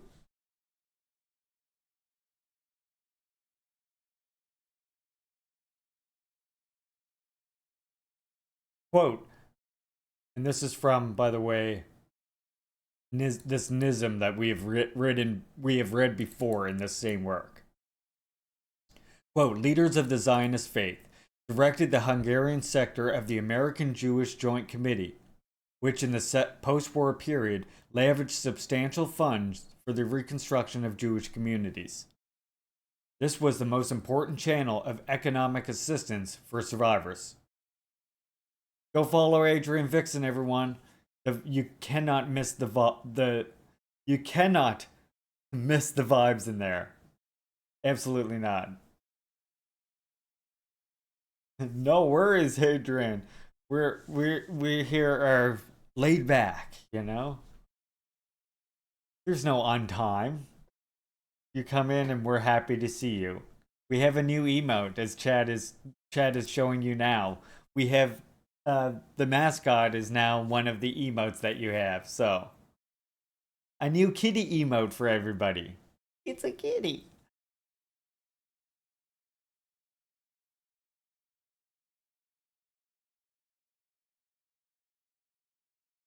A Zionist sympathizer, Dr. Fabian Herzowitz, became a rabbi in the most prestigious synagogue in Budapest. on Doheny Street, and from here he made weekly speeches in favor of immigration to Israel. It was then said that the Zionists had a more extensive and efficient organization than the Hungarian communists themselves. It is estimated that about 1/5 of the Jewish population took the immigration route. Unquote. Hey, Weenus. Welcome, comrade. Weenus of Lore. Hope you were good today. Good morning, Cinnamon Challenge. I hope you were well today as well. Welcome, comrades. All the comrades here, just in time for the read. We just started. Working a course on the current read. I think we're on chapter 5. It's been 3 streams now, so it's hard to remember what number chapter we're on, but it's been very good. Of course, if you do need a link to it, you can always just type !and reading into my chat, and there you go. There's a link. And oh no, Weenus, so sorry to hear that, comrade. Heart goes out to you. I know how hard that is. It never gets easier to lose an animal, comrade. Our hearts are with you, the entire Juche gang community.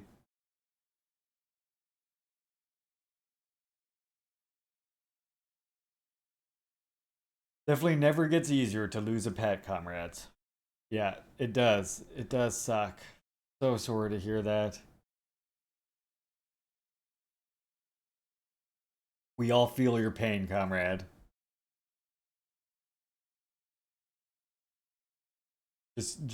I mean, just hearing about an animal is hard for me. And trust me, my fiance works at a veterinary clinic, so I hear about it quite a bit. But you know.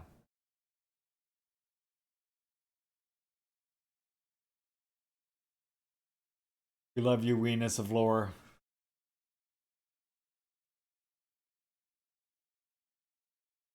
Hey, Rebel Communique. New time chatter, welcome in. Sort of having a moment of silence for our dear comrade's lost pet.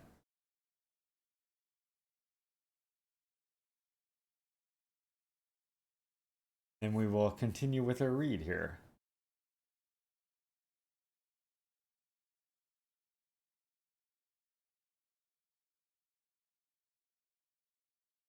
Salute to our comrade cats.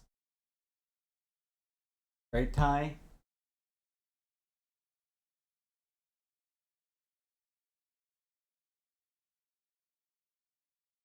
Oh, by the way, as I was mentioning, you can type !and reading, of course, into chat to get any link that we're working on.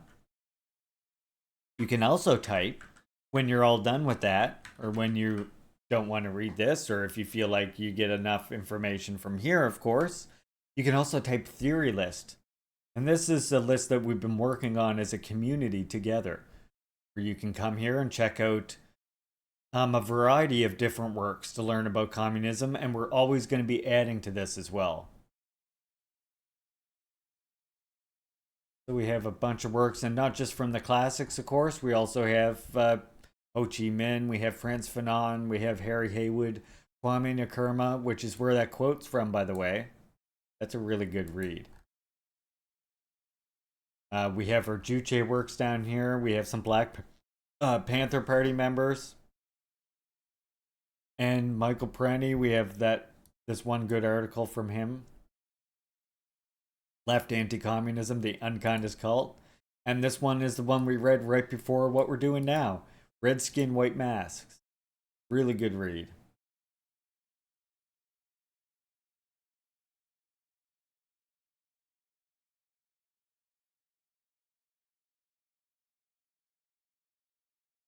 Do bees like weed, or are bees that keep coming to chill while I smoke joint just oddballs? That's a good question. I mean, maybe they do get something from that. Maybe I know, like, a lot of animals, or a lot of insects rather, they're attracted to flowers, right? Because they give off a sort of like ultraviolet something, I think, and that like attracts them to it. Yeah, smoke calms them right down. That's true.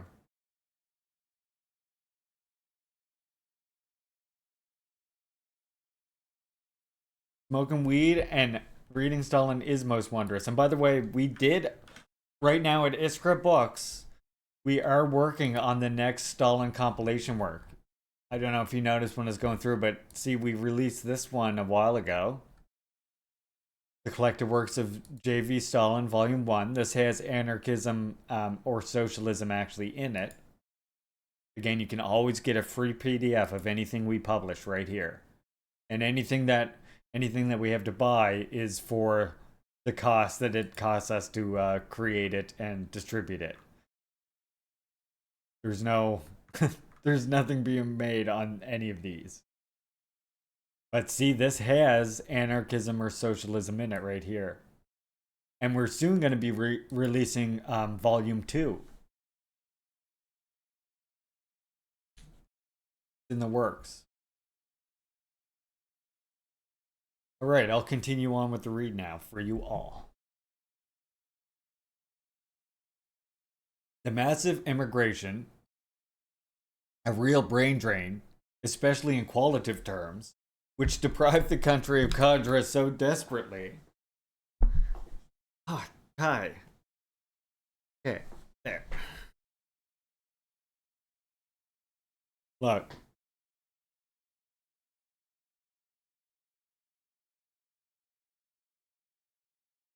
Hi.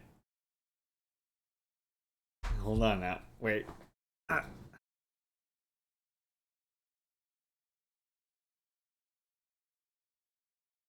He's like a boomer now. I don't want you to go on the table though. I want you to go on that table. Why can't you there? There, look at how nice that spot is. There, that's a good spot. Get the chairman's seat now. There. You like it there, don't you? See, look, that's the usual seat. Your cadre here is sitting in this seat today just because I like to change it up for the, my back.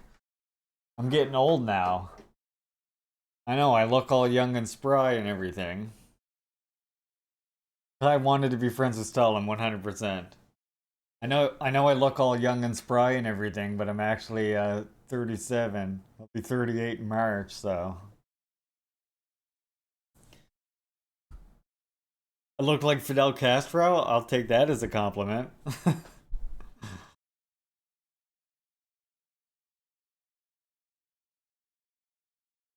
Oh god, Rebel community, you do. Oh god, everybody's saying it now. Get out of here. You do resemble Castro. I just need a cigar. I mean, I can pretend with this thing.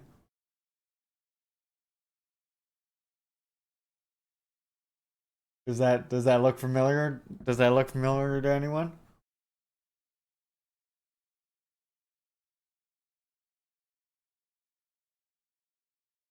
Spot on, that's it.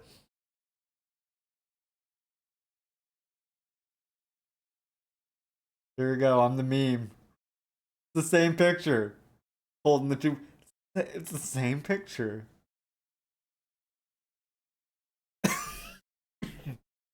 Oh, yeah, I mean, no doubt. Who knows? That Castro. prolific guy, right? Do I have a military uniform? I might have a military looking like jacket. I'll wear it. We'll make that okay. We'll make that the sub goal. The next sub goal will be I wear some. I'll go to the Army Navy surplus store and I'll buy like some sort of, what do you call it, army jacket tunic thing, and I'll wear that on stream. I'll get a hat and everything. All right, that's what the sub goal is then. There we go. And it actually works out pretty good because the reason I set the sub goal what I did is that's how long ago the Haymarket affair was. It all comes around, you see? You see how it all works out in the end? I should have called myself Even Steven, not Leaping Larry. Let's go, Smokes. Let's go, Smokes. Well, thank you, Leo. Yeah, Even Steven, not Leaping Larry. It's all evening out.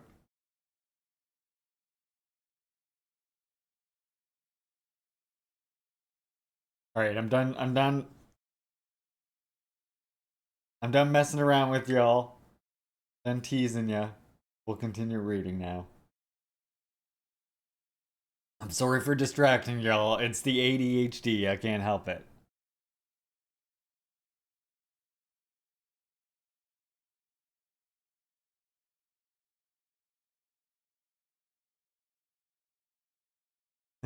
Coffee or tea? It's actually a trick. It's a big elaborate ploy. It's actually dun dun dun dun dun dun dun water. Boring old water.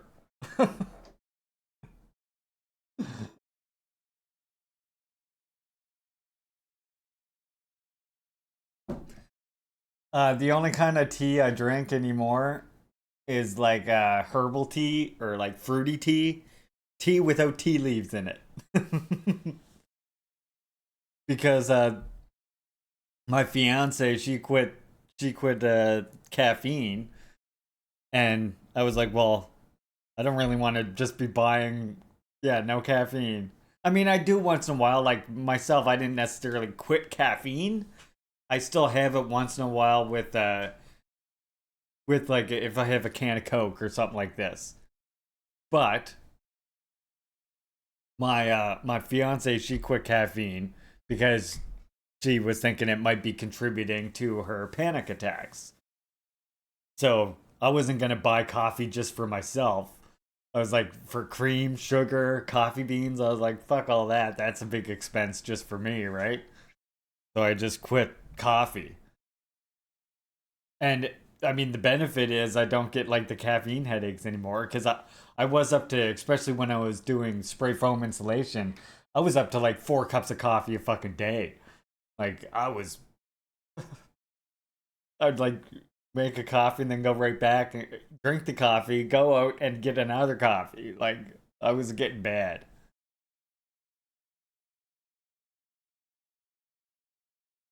Yeah. Yeah, and that's the thing too. She's still trying to find like proper one that works entirely the way that we want it to. Which, as you know, I mean, I was the same way trying not not necessarily anxiety, but SSRIs, and you have to go through 100 fucking different SSRIs. Yeah, I used to do insulation. My two like the two main when I first got out of school, I was like ground crew at the airport, packing luggage in the airplanes. And then I did insulation and then I did spray foaming. Now on disability, which is why I figure I'll try streaming, see if that helps any, because disability is just ridiculous.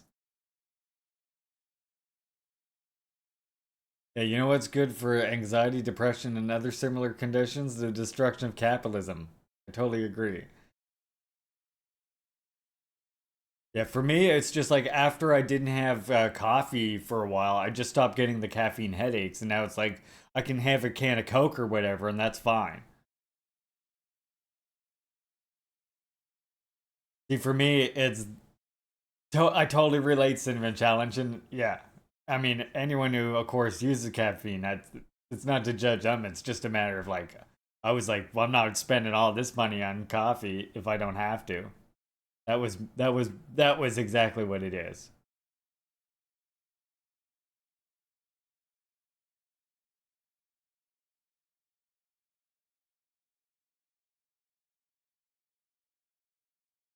Sugar can be for sure. Yeah, instead of caffeine, this is what I use to ground myself. This or, THC or CBD. Insulation is a brutal job, worse than construction. Yep. Spray foam is a little bit better.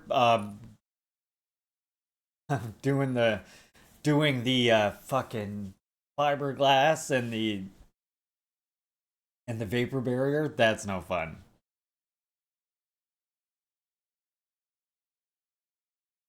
Did it for a couple years just. Yep. It can be a pain in the butt.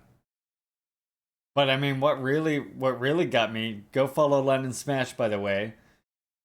Make sure you're following Lennon's Lounge. You get Larry in the day, you get Lenny at night, and a lot of times you'll be seeing Larry on Lenny's Lounge at night. So go up there and follow Lennon Smash. If that heart is empty, fill it in for me, please. Juche gang orders, by the way, if you're in the Juche gang. Well, I'll let this ad end, and then I'll continue talking. Oh, tonight apparently you get Larry and Sebsdev. Larry, Sebsdev, and Lenny in one stream? Holy shit. Holy shit.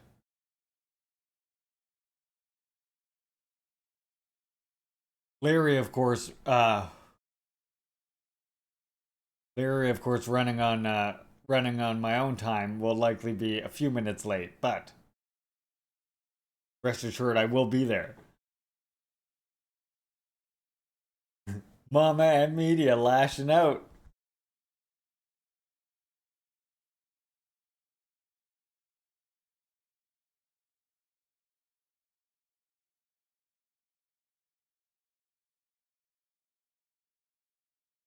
Yeah, I mean, it's a complex issue, but I get what you're saying, Leo.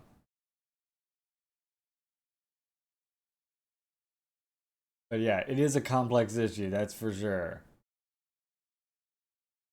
I got 3 devices going: stream, YouTube, and Mortal Kombat. You know, that's why a lot of times when we're watching videos on this stream, where you see the hammer and sickle over here, all the way on the other side of the screen, sometimes you'll see a video game pop up there.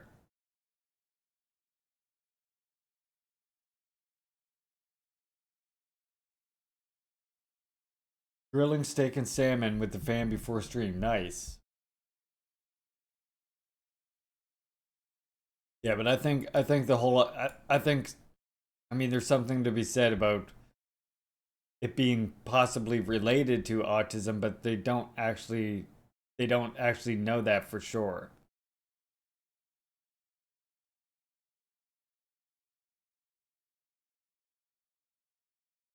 I don't think 95% of humanity has. I mean, where are you getting that figure from, though?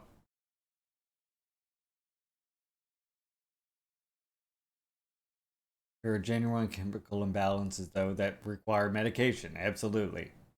100%. Adrian is right about that.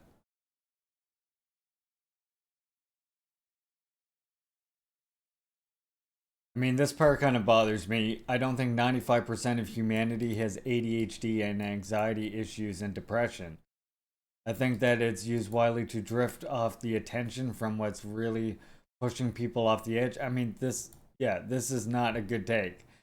It's far more complex. I mean, capitalism obviously plays an exacerbating role in mental health, but what you're saying is completely off base. Like, oppression, ADHD, anxiety issues, these are all real things. And I mean, what's even more kind of ridiculous about it is, like, they even manifest themselves. Like, if you have panic attacks, for example, that's, you literally are manifesting physical symptoms, right? It's not just a matter of being even in your head like that.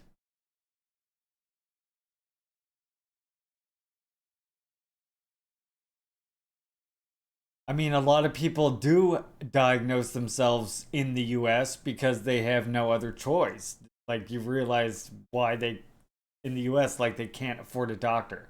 This is getting into a little bit ableist territory. Lennon's probably busy All right, Lennon's here paying attention. Good.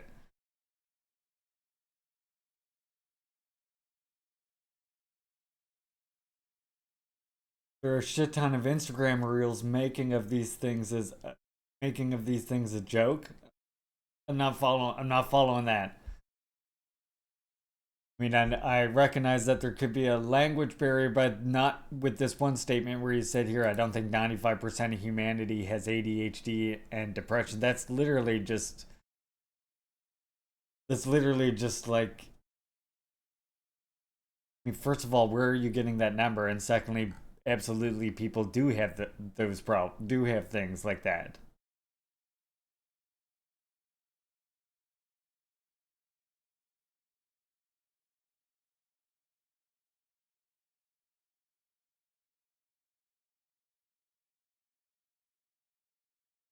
Well, that much is clear that the 95% was hyperbole, but you see why it's a problematic like statement to make, right? And they didn't say mad at people having ADHD. They said mad at people having ADHD medication.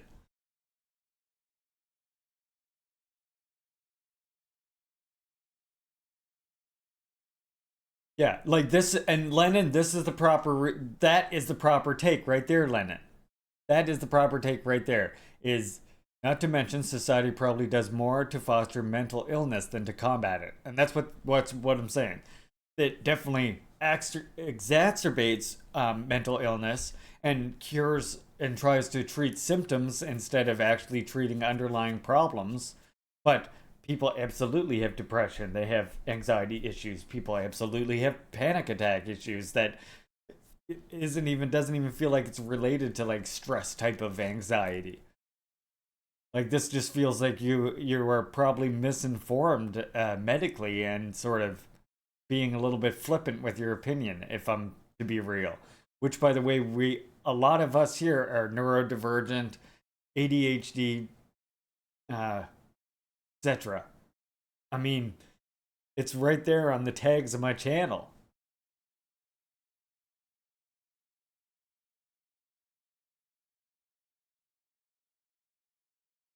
I'm not med shaming. You can't dope everyone, and immediately says.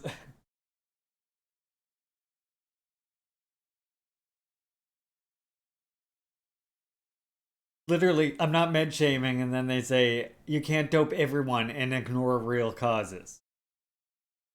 Because that's what, like, what the heck? Everybody in this channel, as we just said, like, I mean, I don't know why this conversation is even coming up in this channel, but we.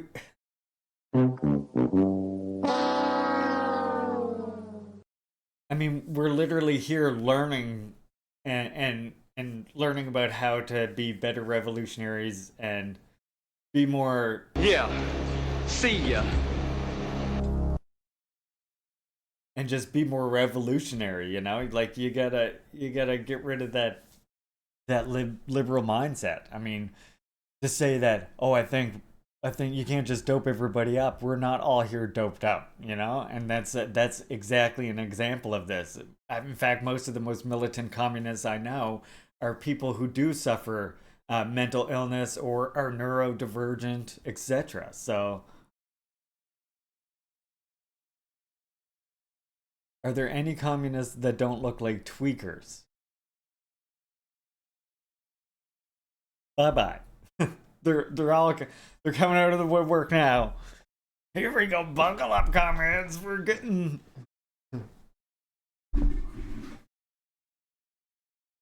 Yeah, all the trolls are coming out. I mean, Leah, what you're saying is absolutely ableist, and I don't accept. It's not acceptable to say that you can't just dope everybody up, like, or whatever the fuck. And then you're saying on one hand you're saying doping everybody up, and then on the other hand you're saying that people are self-diagnosing themselves. Yeah, that's what happens when you have a healthcare system that doesn't fucking provide for its people. When you have a poor profit healthcare system that just like wants to fucking either get paid from you or just dump you out as quick as possible. Or simply when you have underfunded or inadequate ones. Yeah, right?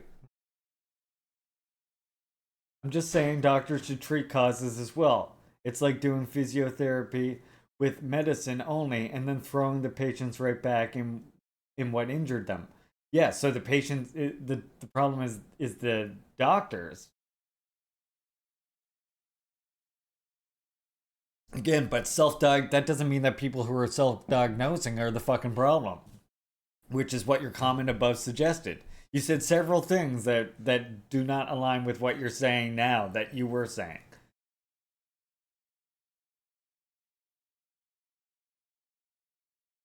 And yeah, we recognize that doctors are part of course, the poor, especially in the U.S. and in Canada both. I mean, they still receive incentives from these medical corporations, and that's the thing.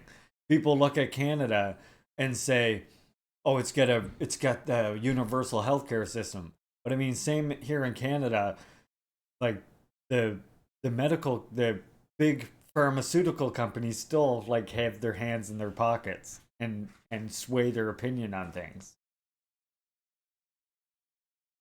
And we definitely look at all the things through the lens of capitalism, of course, but that doesn't mean that people don't have ADHD and that people don't need medication for ADHD and that different medication works for different people. I tried SSRIs, I tried everything from the moon and back. SSRIs, I've tried fucking lithium, I was on fucking this and that and the other thing, and the thing that works for me honestly was this.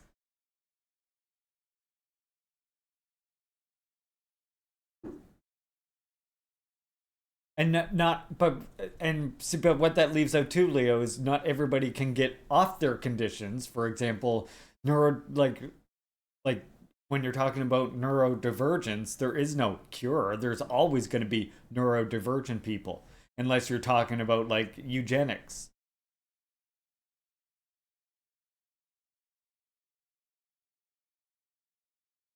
Yeah, most people who self-diagnose honestly end up knowing more or knowing before what their diagnosis is even before a doctor and have to fight the doctor in order to get the proper diagnosis.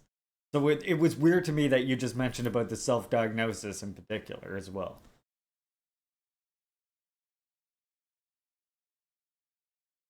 There took an analyzation test for autism and it said I had autism, and the doctor then proceeded to tell me I was not autistic. There's plenty of reasons for self-diagnosis, yeah. Meds, of course meds shouldn't be the only thing. It's just you recognize that you also did say that you did mention specifically, you called out people who self-diagnose. Just trying to make sure that you're on the same page. Like I'm trying to make a community here that's, I'm sure is well known, a community that is safe for everybody, right?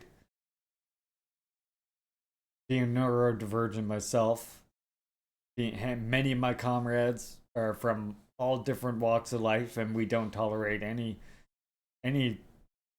trolls that are gonna sort of drive the conversations into ableism, etc. This whole community is, we're here to learn. Like, and that's why that's why I'm not afraid to ban or kick out trolls, because I'd rather build a community that's solid than one that's popular.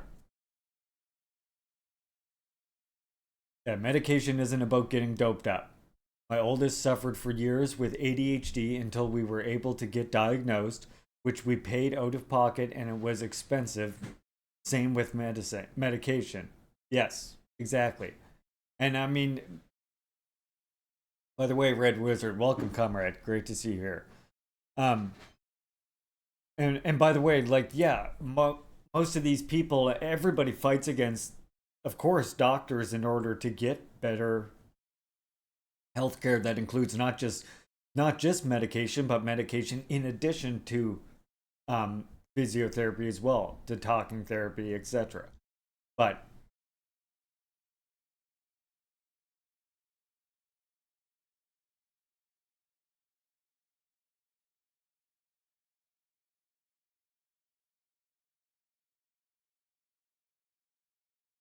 But I was referring to people who self-diagnose and stuff like Reels and TikTok. For real, there's a lot of those videos making fun of those conditions.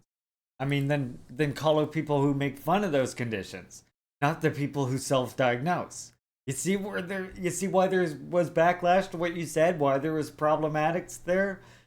Instead of directing it at that, you directed it at people who self-diagnose, which is, as you pointed out yourself, contradictory, is necessary because doctors are captured by capitalist ideology and even directly influenced by capitalist corporations.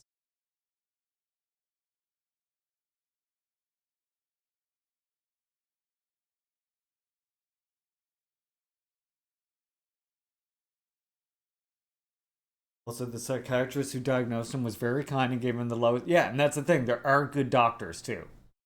There are doctors who get into it for the right reasons and do care.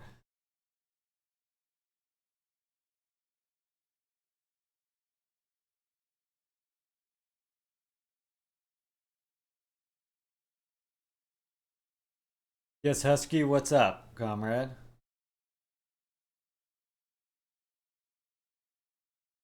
Yeah, just Rebel Communique is absolutely right. Just we understand you're trying to talk about the material conditions. Just please take the critique and understand what people's problem was with your wording. That's all. That just acknowledge, just a good acknowledgement would be a self-criticism to me.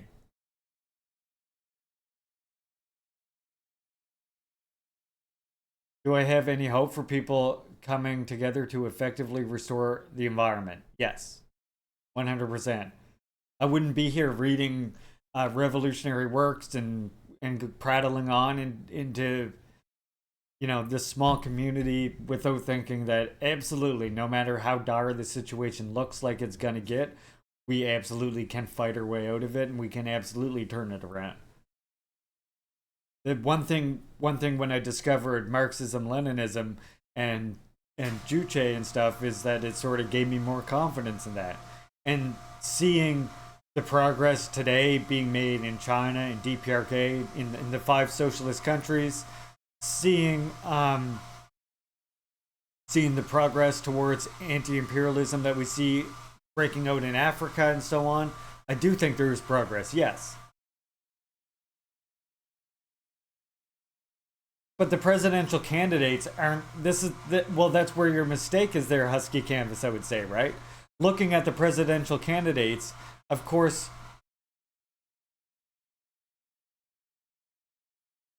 Well, I'll have to implement that command, Adrian. There you go.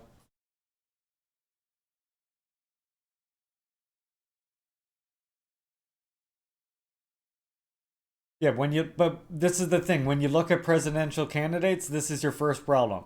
Because when you're talking about bourgeois politics, right, it's all a circus. All it is a circus. Like that famous line about how in capitalist society,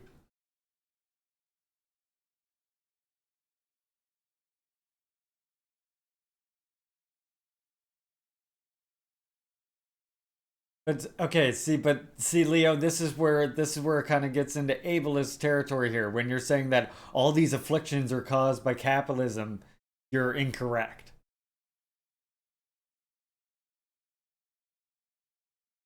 That's what we're trying to make you understand. That capitalism can exacerbate. Not all. Well, then what ones are you saying are? Because and what are your credentials for making that claim? Would be my next question then. And yeah, by the way, Husky Canvas, bourgeois politics are simply a circle. They're a circus, rather, right? They're really both trying to push the same imperialist line. So of course, both of them are trying to forward their interests of corporations. So at the end of the day, neither of them actually care about the environment, even if one might put on like flowery words about caring for the environment. At the end of the day, they really don't. But you see, the environmental policies that do get enacted happen because we put public pressure on them. It's like, to paraphrase Michael Perenni, the one thing that that the bourgeoisie cares about isn't how much you have to eat, isn't how nice your house is, or even if you have a house. The bourgeoisie doesn't care about your living conditions. The only thing the bourgeoisie really cares about is what you're thinking, right? Because their power completely rests on what you're thinking. And if you're thinking that they're your enemy, and this becomes a collective thought, then of course their power simply disintegrates and we overwhelm them. Why doesn't the smaller class simply eat the bigger class type deal, right?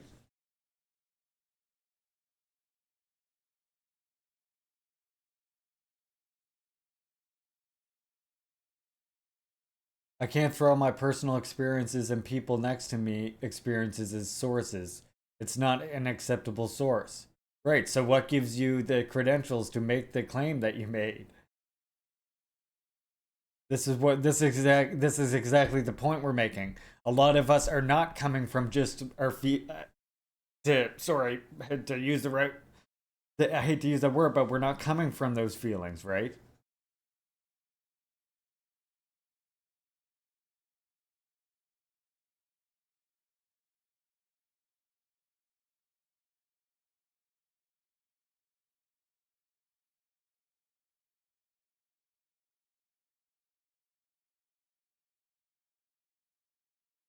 But I mean that's not the same. You're not making an equal comparison here, Twin Tower and Joyer. I mean, I get the point that you're trying to make, but again, this is the problem with reactionary doctors and white European colonialism.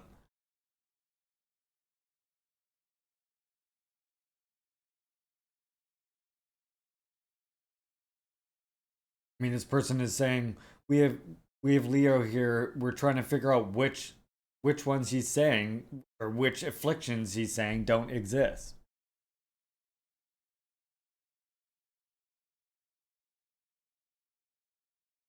Coaches and liberal ideology that always. Okay.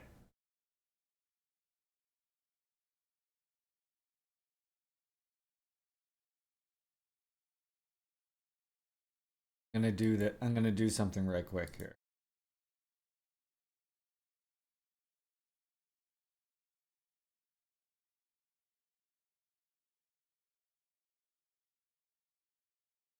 Yeah, this is kind of what I'm thinking, Lennon, too. Maybe it's because I broke my tank and feel shitty, but you need to put a bow on this real quick and make it make sense. Yeah.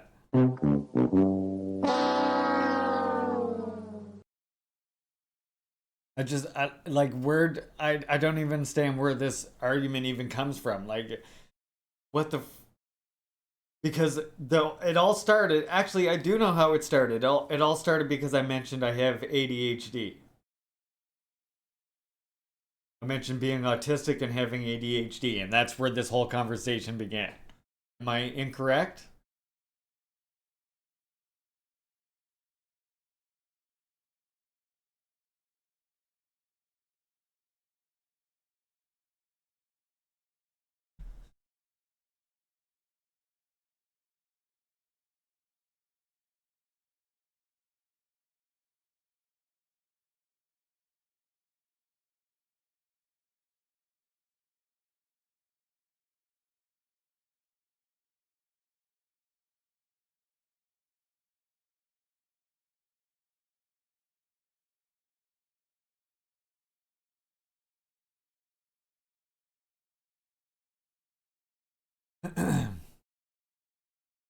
Your logic is I see someone I don't think is mentally ill, saying they are mentally ill, therefore capitalism is to blame for all mental illness. Explain how that's not a fallacy.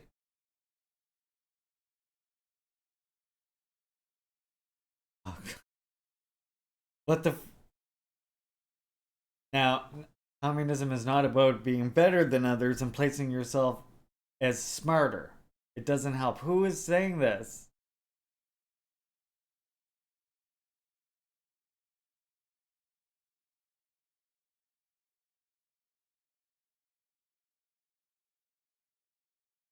Sounding like Jesus.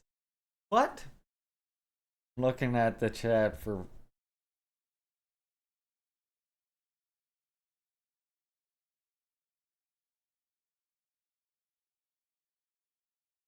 I'm not seeing...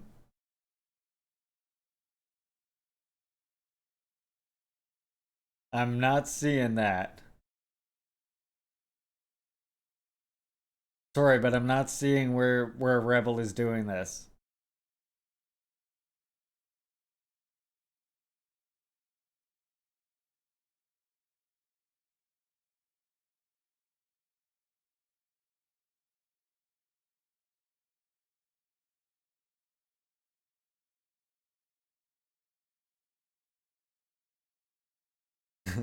Yeah, BB, time to exercise some authoritarianism. Well, that's 2 strikes right there.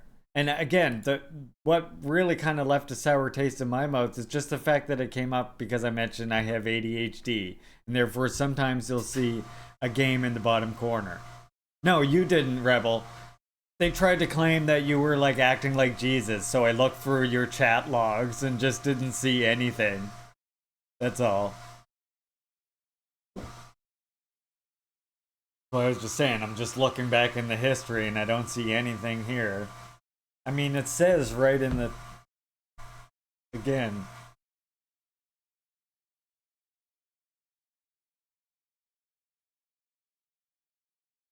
Like, yeah. Beware the doctors is not the same as making the claim that all self-diagnoses or all mental illness that exist are imaginary or themselves a result of capitalism directly. Of course, many of them are influenced. Some of them are, of course, even created by white reactionaries, but not all of them.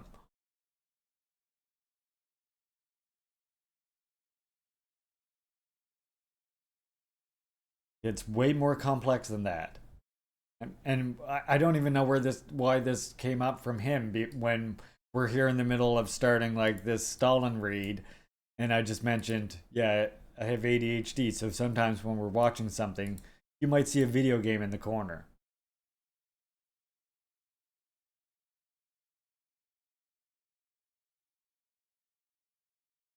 Yeah. See ya.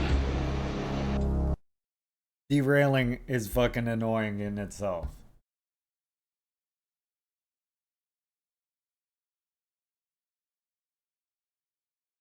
I would wager a guess that a lot of the comrades who find themselves comfortable here are neurodivergent. So, you know, we tend to get along. I don't know. It's just something I've noticed. Right, Cinnamon? And that's kind of the most annoying part about it, to be honest. Come on now. Community's about trying to learn.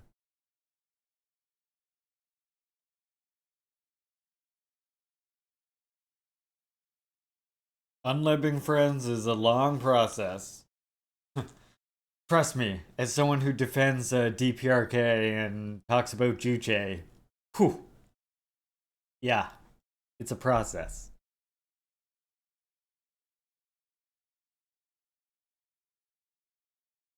Okay, so let's continue here.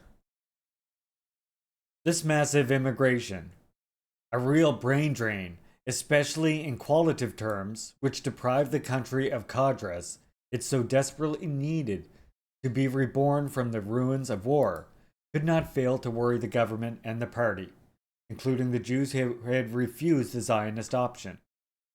Quote, the communists not only stopped the exodus of Jews in 1948, but were able to assert their hegemony in the Jewish world.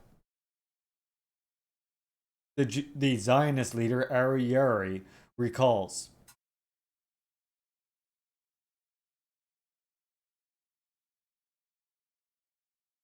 it was quite a problem for us to convince people to move to Palestine. I find the easiest are like apolitical.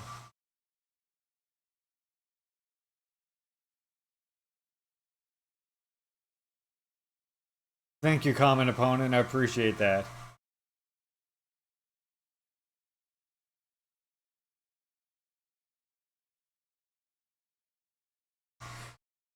Should I mod... And what is that, Lenin? I'm pretty strict, as you know. I'm an authoritarian communist, one of those scary communists here. And I don't have any problem with... Yeah, I don't have any problem with... And here's the thing. People can make ban appeals. Lenin, the way RSVG works is we ban first, ask questions later. Because we can always unban, right? And that's the thing about it. I would rather make sure that the community is safe than have somebody come in and stir up a bunch of shit or derail conversations constantly. Again, it's more important to me that we have a good, solid community where we all feel comfortable than a very, very popular fucking channel or something like this.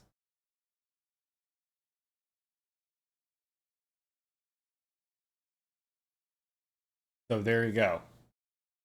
That's our position here. Just to make it clear. And that is the same position on RSVG.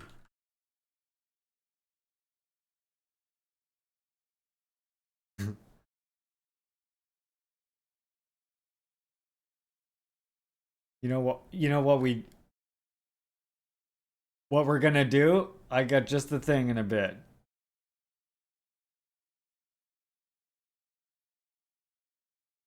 Yeah, and that's the thing. Like, we could have talked about that and actually had a discussion about it, but the way they were going about it was just ridiculous. Hey, this guy's a commie! Commie! Traitor to our Oh, country! god dang. Thank you very much, Rylan, for the gift sub for Cinnamon Challenge. Thank you. Very much appreciate that, comrade. Salute. To say that socialism doesn't work is to overlook the fact that it did work, and it worked for hundreds of millions of people. Larry Subversive Rob, I see these people taking the time to chat with the visitors. I respect that too. Thank you. I appreciate that. I mean, the first thing I'm gonna do is try and educate you, right? Like, I don't mind. Hey, this guy's a commie! Oh my goodness. Commie! Traitor to our country! Thank you so much, Meg, for the gift sub for Rebel.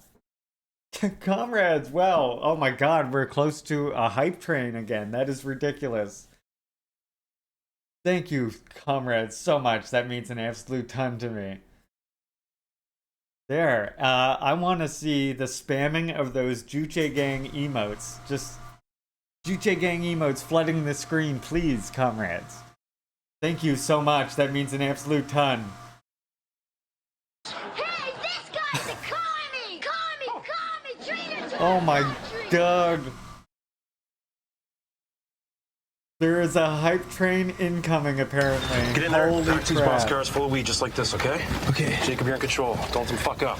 Okay, boys, this is it. Let's fucking move it. Boys, I got the Swayze Express. Good. Load it in the car. We're gonna hook up with Sparson in 6 hours. The whole world's searching for that train, you idiots. You won't even make it to Shitville. The revolution that feeds the children gets my support. You know what time it is now. We high, high, higher. We high, high, higher. We high, high, higher. We high, high, higher. We high, high, higher. We high, high, higher. We high, high, higher. We high, high. Definitely, and that's why I always try to reach them first, Meg, right? I will always try to educate first until you make it clear that you're being disingenuous and want no part of that. And then I'm quick to cut the cord. I can ban first, ask questions later if I have to. Don't believe those lies. Oh, the future lies. We high, high, higher. We high, high, higher. We high, high, higher. We high, high, higher. We high, high, higher. We high, high, higher. Thank you so much for the hype train, comrades. That means an absolute ton. What the fuck? It's ridiculous.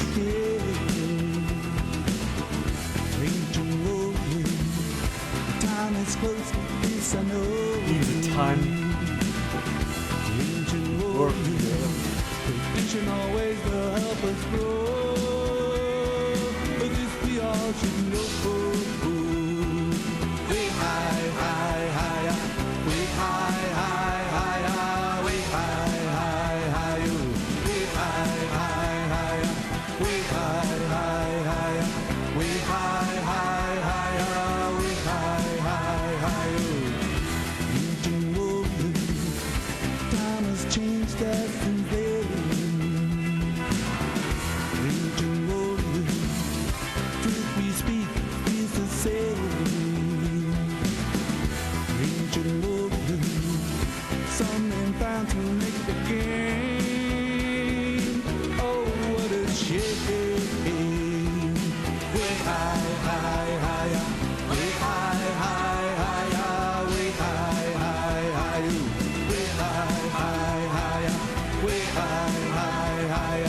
We high, high, higher. We high, high, higher.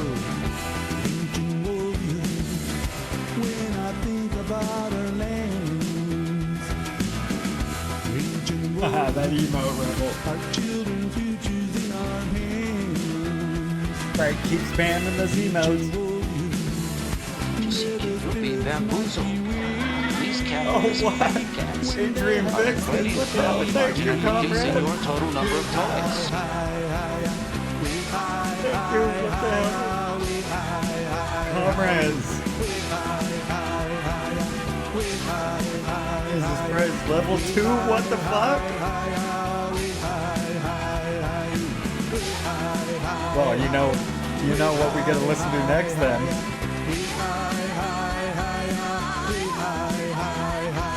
Oh my gosh, Lemon Smash. Thank you, Comrade. Thank you. What the fuck? Okay. Come on, everybody, to the powwow ground. All the people there dancing all around. Listen to the drumming and the rhythm of the beat, making everybody wanna move their feet. Come on, pretty maiden, to the two-step now. We'll have a lot of fun, let me show you how. Spirit of the dance, what it's all about. Come on, everybody, give a great big shout. Flashing them emotes, comrades. Thank you so much. What the fuck?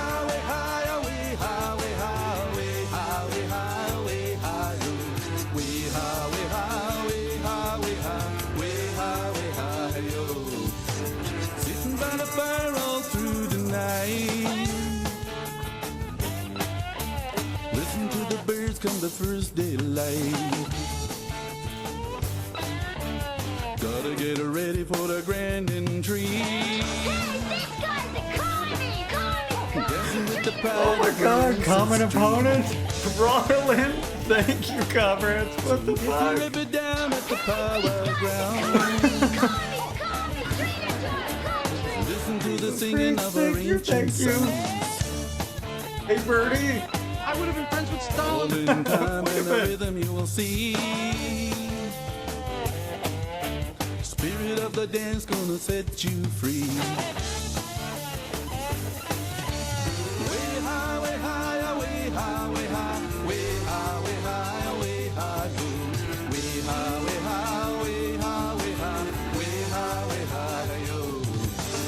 Way high, way high, way high, way high, way high, way high, way high, yo. Way high, way high, way high, way high, way high, way high, yo.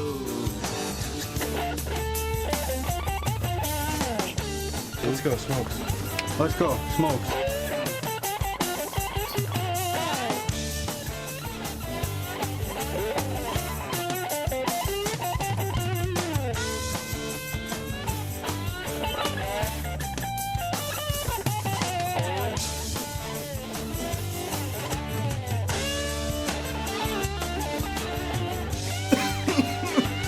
It's a good question, Mama.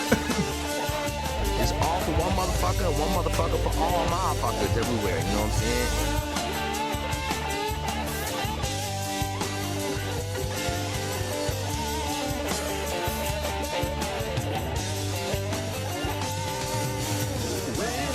You're being bamboozled. These cats are inflating the profit margin and reducing your total number of toys. Oh my god, what the hell? You comrades, you're too much, thank you. What the fuck?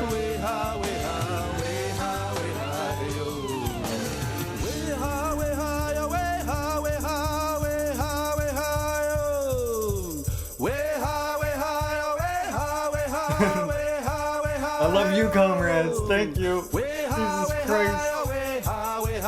I barely know what to say, just thank you. Way high, way high, way high, way high, way high, way high, yo. Way high, way high, way high, way high,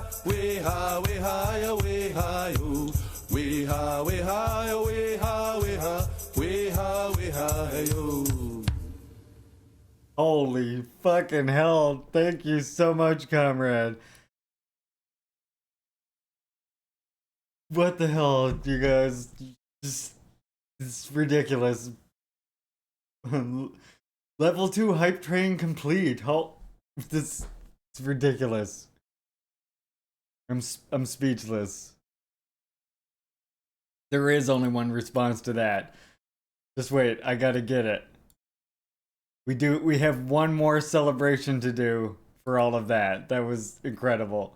What the hell? I'm blown away. I'm like tripping over my own words here. Just give me a second to compose myself, and then we're gonna go ahead and hear one last celebration right here. Kichi, Kichi, Kichima, Sibram Konto, Alliance, shoot to kill, Yamaza, kill the poor, the farmer, kill the poor, the farmer, brr, pa, pa, brr, pa, pa, attention. Always have to celebrate with that, of course. It wouldn't be a proper celebration without that. Oh, you comrades know how to warm an old comrade's heart. Thank you so much. Jesus. Thank you. That means a ton.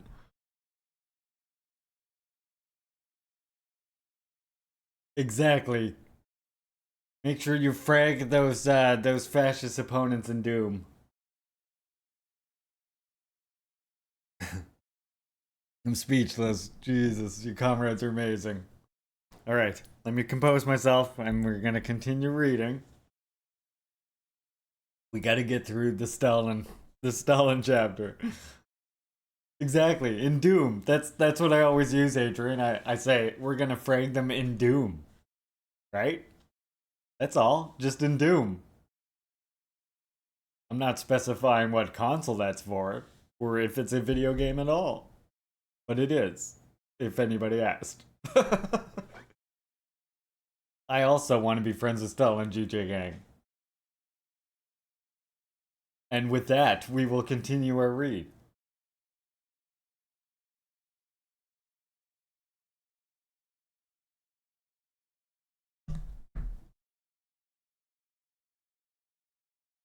This massive immigration, a real brain drain, especially in qualitative terms, which deprived the country of the cadres it so desperately needed to be reborn from the ruins of the war, could not fail to worry the government and the party, including the Jews who had refused the Zionist option. The communists not only stopped the exodus of the Jews in 1948, but were also able to assert their hegemony in the Jewish world. The Zionist leader Ari Yari recalls, quote, "It was quite a problem for us to convince people to move to Palestine. Older people were especially afraid of starting a new life, with a new language. On the other hand, the regime offered them political positions that Jews never had held before. They could become judges, officials, enter the government. The communist movement was quite weak and needed many cadres. How could the Jews resist the temptation?" This is from the same person we're reading up here in Nissim. As can be seen, it makes no sense to speak of anti-Semitism. Not only is there no trace of negative discrimination against the Jews, but they enjoyed, if anything, a favorable treatment when they agreed to stay in Hungary. Okay, Rebel. Thank you, Comrade, for joining. For coming and hanging out. It should be added that, even before pitting the Jewish community against the communist world, the battle discussed here split the Jewish community as such. Discouraged first and foremost by the Jews who chose to integrate into the country of which they were citizens, the Zionists, quote, despite all efforts, failed to sow among the Jews the idea of ethnic separation. When the communists outlawed the Zionist movement at the end of 1940s, the overwhelming majority of Jews demonstrated that they had not at all taken up the Jewish national identity argument. The idea that the Jewish community should define itself as a national minority was the last thing on the Jews' mind, who once again turned towards the search for a new assimilation. From the same Nisser here. Nissim, sorry, from 1995. A similar crisis occurred in Soviet Union, and in this case too, the conflict ended up traversing the Jewish community itself. From the columns of Pravda, on September 21st, 1948, Ilya Ehrenberg, a writer of Jewish origin, warned against the danger posed by Zionism. Guilty of hindering the reconstruction of the country devastated and martyred by Hitler's army and championing of the cause of socialism in the world, and of reopening a Jewish question by then happily resolved in the Soviet Union. The stance against Zionism was intertwined with a condemnation of anti-Semitism, significantly branded as Stalin's wake in the expression of racial chauvinism and of cannibalism. The conversation that took place in Moscow in 1948 between Golda Meir and Ilya Ehrenberg was revealing. To the former, who showed her contempt for assimilated Jews, quote, "I'm sorry to see Jews who don't speak Hebrew or at least Yiddish," unquote, the latter reacted angrily. Quote, "She is a servant of the United States." Speaking to another interlocutor, the Soviet writer stated, quote, "The state of Israel must understand that there is no Jewish problem in this country anymore, that the Jews of the USSR should be left in peace, and all efforts to seduce them to Zionism and repatriation should be stopped. This will invoke sharp resistance from the Soviet authorities as well as from Jews," unquote.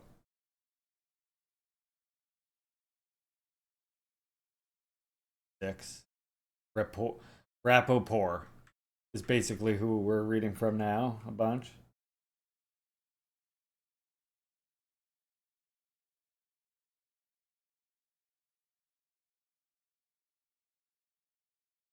Yeah, we could do something like that, NTC. I have this book here I was saying that once a week I would like to start reading from.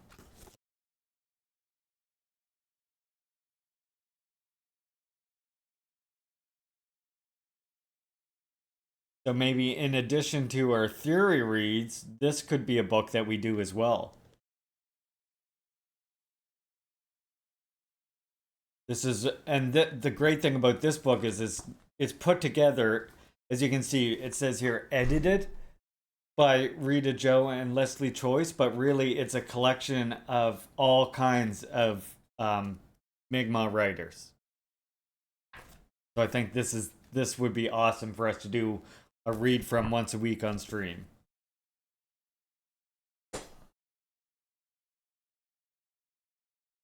I have been thinking about that for quite a while, actually.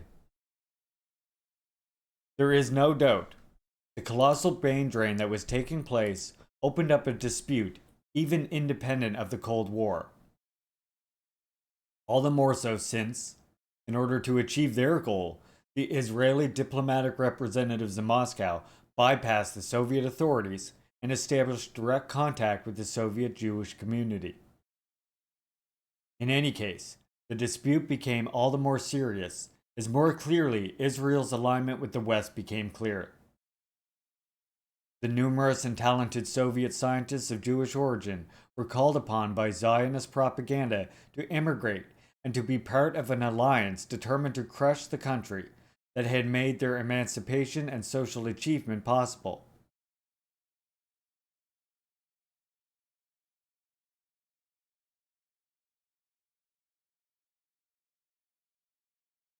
Yeah, I would be happy. Wednesdays, maybe, then we'll start doing that. I'll start reading from the Mi'kmaq anthology book here on Wednesdays from now on. You know what that means? I gotta make a new intro video.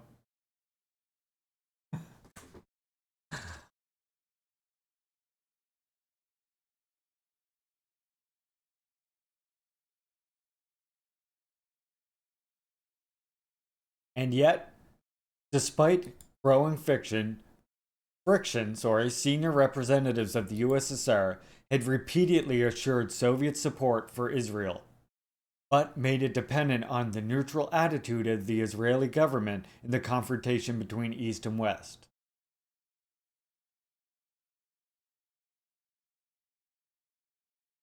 That's Burner. However, Moscow's last illusions quickly vanished.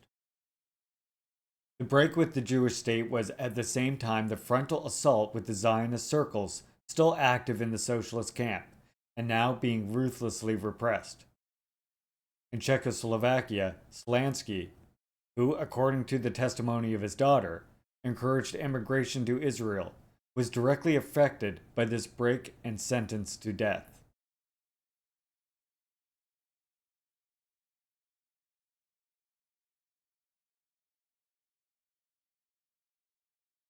Anna Parker was more fortunate in Romania by getting off with a few months in prison. And yet we are in the presence of a similar story. Quote, Zionism had long been an ideology condemned by the regime, but this has not prevented the flow of Romanian Jews to Israel till the ouster of Parker from the Romanian Communist Party in 1952, who had discreetly kept the way for the Promised Land open. Thanks to her, no less than 100,000 Jews left Romania to settle in Israel. One can understand Stalin's growing distrust, to whom is attributed the statement that, quote, every Jew is a nationalist, is an agent of American espionage, unquote. And that's from that's actually, of course, it's attributed to Medvedev, but it's from 2006, his diary or whatever it is. But he's saying that it's a quote from Stalin. Of course, it's not necessarily confirmed.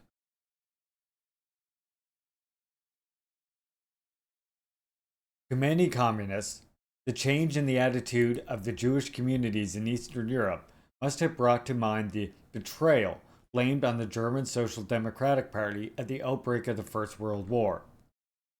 Must we read the exploding conflict as Stalin's war against the Jews? This is suggested already in the title of a book dedicated to this subject by a journalist of the Jerusalem Post. But is this reading really more of a persuasive than that provided by Stalin, who denounced the war of the Zionists against the Soviet Union and the socialist camp? One historian, Conquest, while committed to reducing Bolshevism and communism to a criminal phenomenon, acknowledged that in the Soviet Union, anti-Semitism, as such, was never an official doctrine, that open persecution of Jews as Jews was forbidden, and that there was no reference to race theory.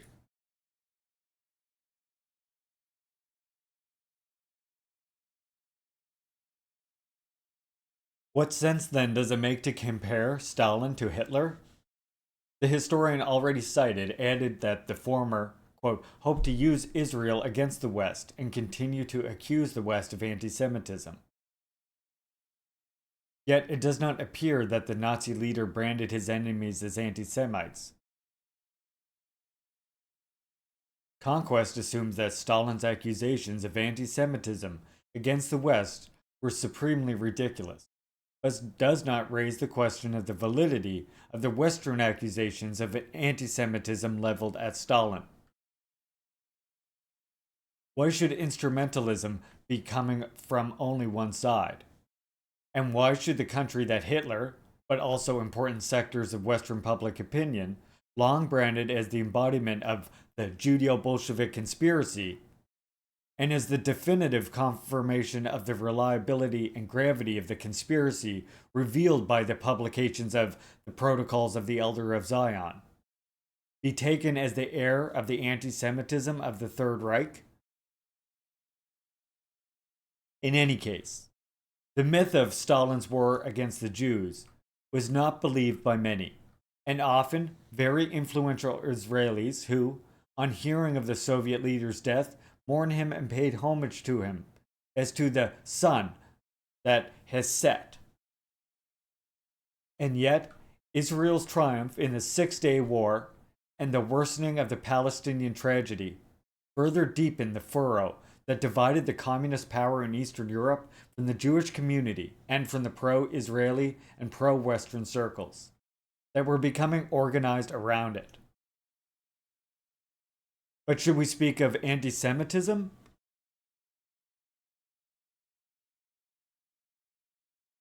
Trusting in the reconstruction of two scholars of Jewish origin, who have been herein cited several times, let us see what happened in Prague in 1967.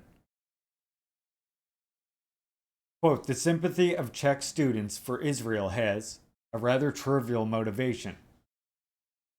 The antipathy they feel towards Arab students, present in their thousands in the university. Something similar happened in Warsaw.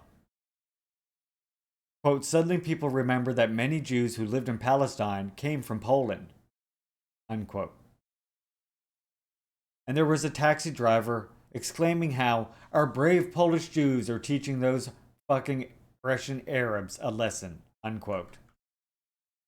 In the clash that took place with communist power, which sided with the Arab countries? Who is the one exhibiting racism? Are we in the presence of anti-Jewish racism, or rather anti-Arab racism?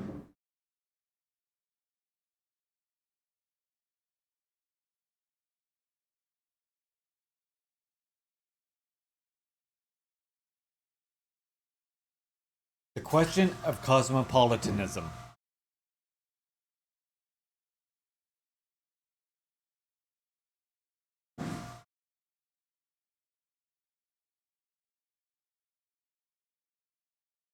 The Doctor's plot itself, which is generally indicated as proof of Stalin's anti-Semitism, demonstrates, if anything, the opposite.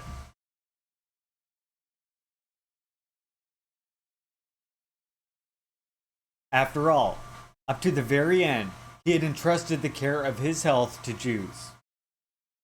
And, on the other hand, among the accused doctors, only a few were Jews, while the conspiracy as a whole was branded by the Soviet leadership and press as capitalist and imperialist rather than Zionist. Was the suspicion provoked only by paranoia? One detail gives pause. The CIA became friendlier towards the Jewish state from the moment it made use of Israeli intelligence sources in Eastern Europe and the USSR. For example, Mossad agents were the first outsiders to receive the complete text of Khrushchev's secret speech on Stalin's crimes, and in fact, to pass it on to US services.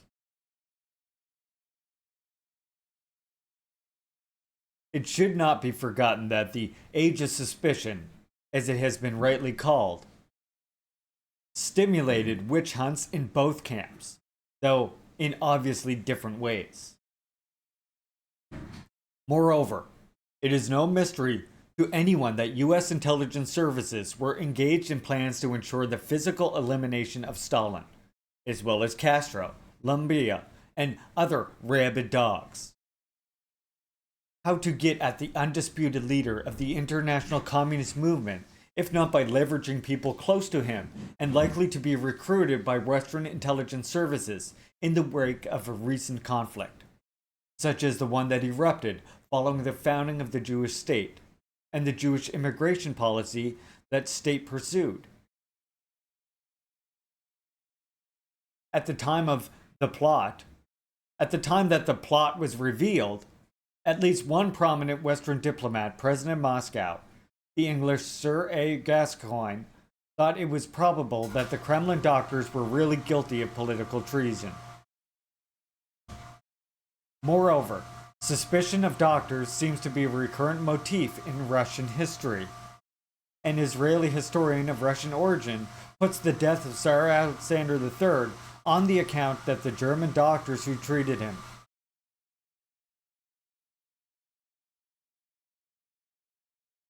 It should be added that a recent book, published in the United States, formulates the thesis that Zandanov's death was the result of medical treatment, Are we then to conclude that Stalin's concerns were not unfounded?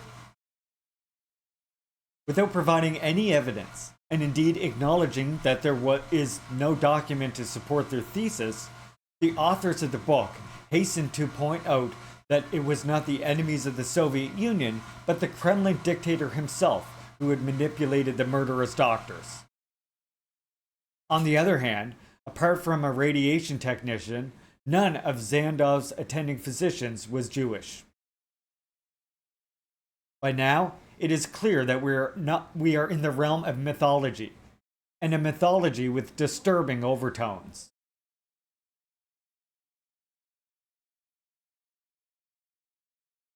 One can only be suspicious of physicians if they are German or Gentile Russians. But let us return to the terrain of historical research. It should be borne in mind that it may have been Stalin himself who had suspended the investigation, perhaps realizing the blunder into which he had fallen.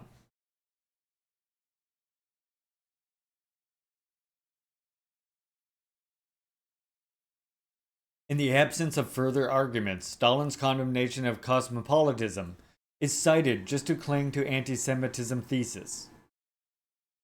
Who would be cosmopolitans if not Jews? In reality, the cosmopolitanism accusation must be placed in the context of a very bitter debate on both sides. Those determined to commit themselves in the first place to building socialism in the country that emerged from October 1917, renouncing the messianic expectation of the advent or exportation of the revolutions all over the world, are accused of national pettiness and being nationally narrow, as well as the parochialism. If Stalin was a minor provincial with peasant coarseness, Molotov fared no better in Trotsky's eyes because he did not know any foreign country or any foreign language. Quote Trotsky, probably.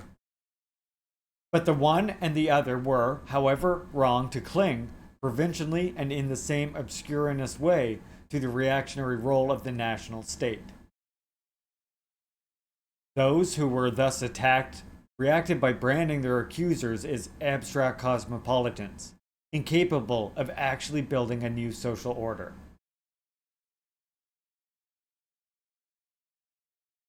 To read the condemnation of cosmopolitanism in an anti-Semitic light is to impoverish a question that lies at the heart of all great revolutions, animated by a universalistic charge.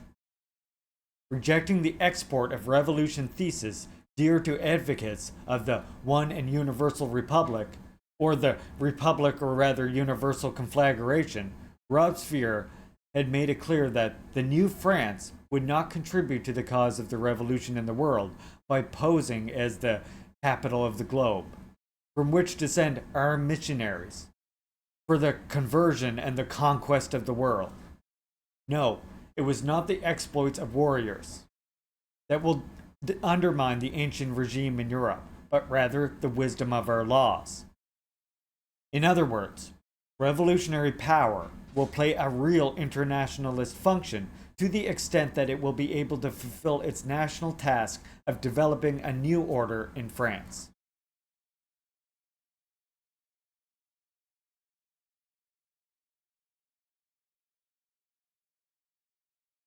And that's very important, by the way. Actually, we point this out all the time in this very channel right here. As I always point out to people, Kim Il-sung said, the people are the masters of the revolution in each country. It is like putting the cart before the horse that foreigners carry out the revolution for them. Revolution can neither be exported nor imported. Comrade Kim Il-sung. And again, to reiterate, this was the big debate that was going on between Trotsky and Stalin, and actually to Lenin as well, who believed that the only way that you could build socialism in the world was to build socialism successfully in one country and to give whatever aid ideologically and materially you can't do liberation struggles, that, you know, it is possible, if it is possible to do such a thing, and that eventually each country and each nation within each country itself has to realize the revolution themselves. And this, by the way, is why socialism in China has to have a market for such a long time, as we see dogmatic Marxist thinking all the time. The reason is because each nation within China is themselves uniting behind the communists in a voluntary manner. Because you also can't build communism by forcing that ideology on people. Communism is about making people aware of their own interests, right? It's about ideologically awakening them from the point of view of the interests of the vast majority on Earth. So it's about ideologically awakening them. And you can't do that by forcing it on them. The people themselves are responsible for building socialism, and the only way they can be encouraged to build socialism is to realize their own interests and have that revolutionary drive, and at least the support for that revolutionary drive, what is moving in the revolutionary direction. I don't think enough people in this country know what socialism is for it to be interesting. I mean, I disagree. People are constantly in the West, more and more people than ever before are now becoming communists and socialists. And in the world in general, in the world as a whole, there is far more communists now than there ever was when the USSR still existed, even.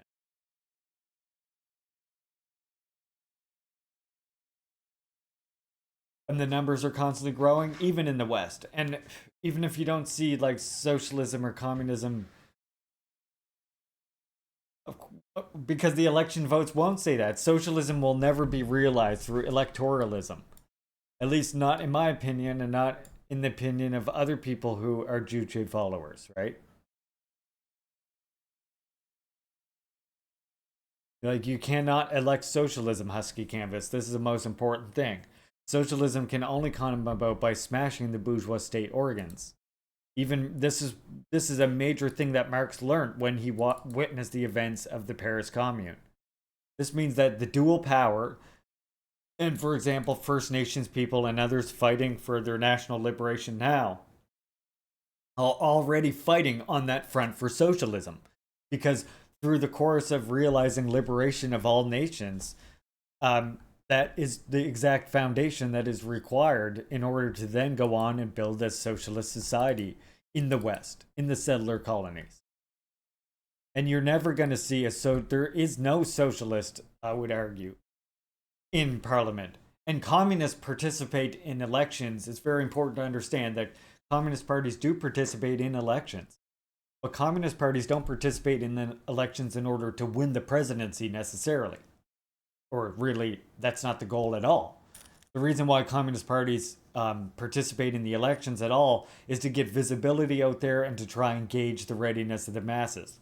But I would argue that even that is sort of these days, if you're trying to apply that exact scenario here, you're sort of making the mistake of falling into flunkyism and copying what USSR did. And here you're going to see, I believe, the mass movements, such as First Nations people, such as Black people, and others who are now fighting for liberation, will be the spearhead of the revolution and are what I call the prototype of that Red Revolutionary Army. And I say that the Revolutionary Army is the one that, exactly, and this is why I point this out, Cinnamon Challenge, because there are very few revolution parties that are doing that at all, even the communist parties. And that's why you're going to see like the vanguard emerge not within these settler communist parties necessarily, but rather within these liberation struggles that are breaking out, within the people who are fighting currently against settler colonialism, who are actually actively fighting militantly against these things. This is what I say is going to be the center of the vanguard. And that's why that's one reason why Kim Jong-il and like the Black Panther Party I showed you before, Cinnamon, that quote that I showed you before, that's why they point out like it's important, of course, that we have an extremely militant class analysis, but we can't solve the leader of revolution on class relations alone. And to do so is not correct in principle regarding Marxism, Leninism, or Juche either. Because the problem with the thing we have to realize is people act through their ideology. If that were the case, like people in the, because otherwise people in the West, the great number of proletarians, the overwhelming number of like proletarians that we had at one point would have led to a revolution. But you see, bourgeois ideology also plays a factor in halting revolutionary change. And this was a factor, of course, as we know, that Marx overlooked initially, when he thought that revolution would just break out in the most advanced capitalist states because the inequality would just be so crushing on them, right? But what he's missing from that situation is A, settler colonialism, and the ideology of settler colonialism that goes along with it. That there is somewhat of a material incentive, whether or not they actually have that material incentive realized at the time. There is this idea of a material incentive if you're a settler, right? To maintain the settler colony, which is why you see some reactionary opportunists like Midwestern Marx who engage in this whole debate against First Nations liberation even being a necessary thing for liberation here. And they always justify it by saying, oh, well, Native people are only 0.1% of the population. Yeah, and look at the disruption that we caused the state now, you know? What do you think we're going to do to some baby socialist settler, some baby wannabe socialist settler state, you know? You literally wouldn't be able to build socialism like that. Liberation first. The democratic revolution against imperialism and against and colonialism has always preceded the socialist revolution.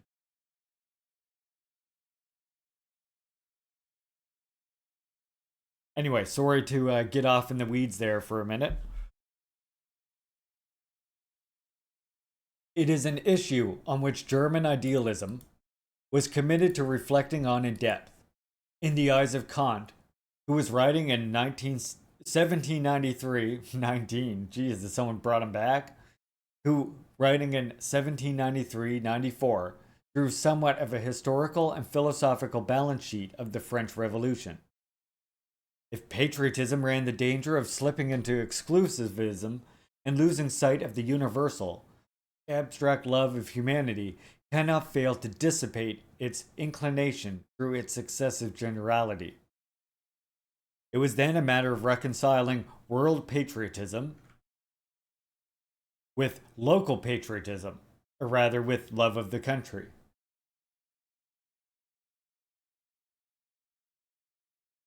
Those authentically universalist in fealty of their country must have the inclination to promote the well-being of the entire world. This is a line of thought further developed by Hegel. After celebrating as a great historical achievement the elaboration of the universal concept of man, the holder of rights in virtue of his manhood alone, not because he is a Jew, Catholic, Protestant, German, Italian. The philosophy of right added, however, that the achievement must not result in cosmopolitanism, and the indifference or opposition to the concrete life of the state, of the country of which one is a citizen. Universal love of mankind risks configuring itself as an empty universality, devoid of content. By the way, there is nothing wrong with scientific socialists incorporating there's nothing wrong with scientific socialists incorporating Hegel in their analysis, by the way, because remember, Marx never said that Hegel was wrong. He said that Hegel had it upside down, right? And it was more than just his method that was right.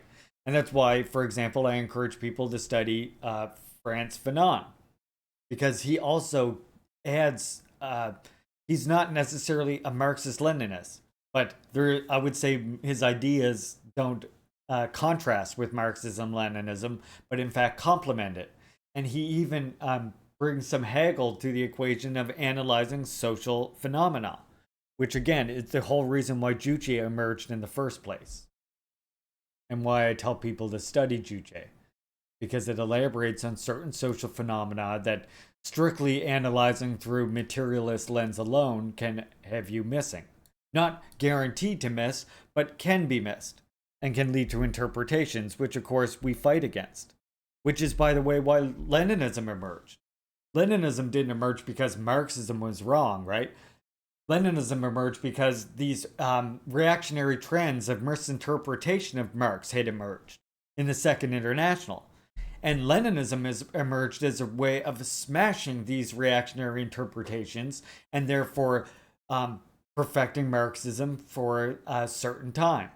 Juche does much the same thing, but instead of altering anything to do with Marxism or being a development of Marxism-Leninism, Juche rather exists alongside Marxism-Leninism, because as we see just from this work alone, there's an inheritance in philosophy. We're going from Kant to Hegel to Marx, right? And they didn't just simply discard everything. There's an inheritance as well as a critique.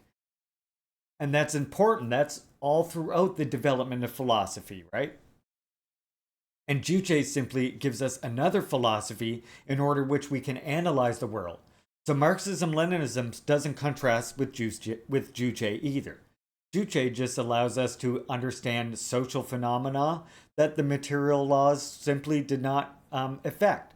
Not to say that the material laws don't act on us, of course. Marxism-Leninism already explained that. And that's why Juche doesn't alter Marxism. It's premised on Marxism being correct, and then it goes along and tries to discover what humanity's role is in the Marxist-Leninist universe, in that Marxist-Leninist world, in that dialectical materialist world. What is humanity's role, and what are the forces of humanity's development? Independence, creativity, and consciousness. Which, of course, we will get to more, because once we're done this Stalin work, the next one that we're going to be working on for Tuesdays and Thursdays is we're going to be doing this one. And that will allow me to elaborate on those concepts even further.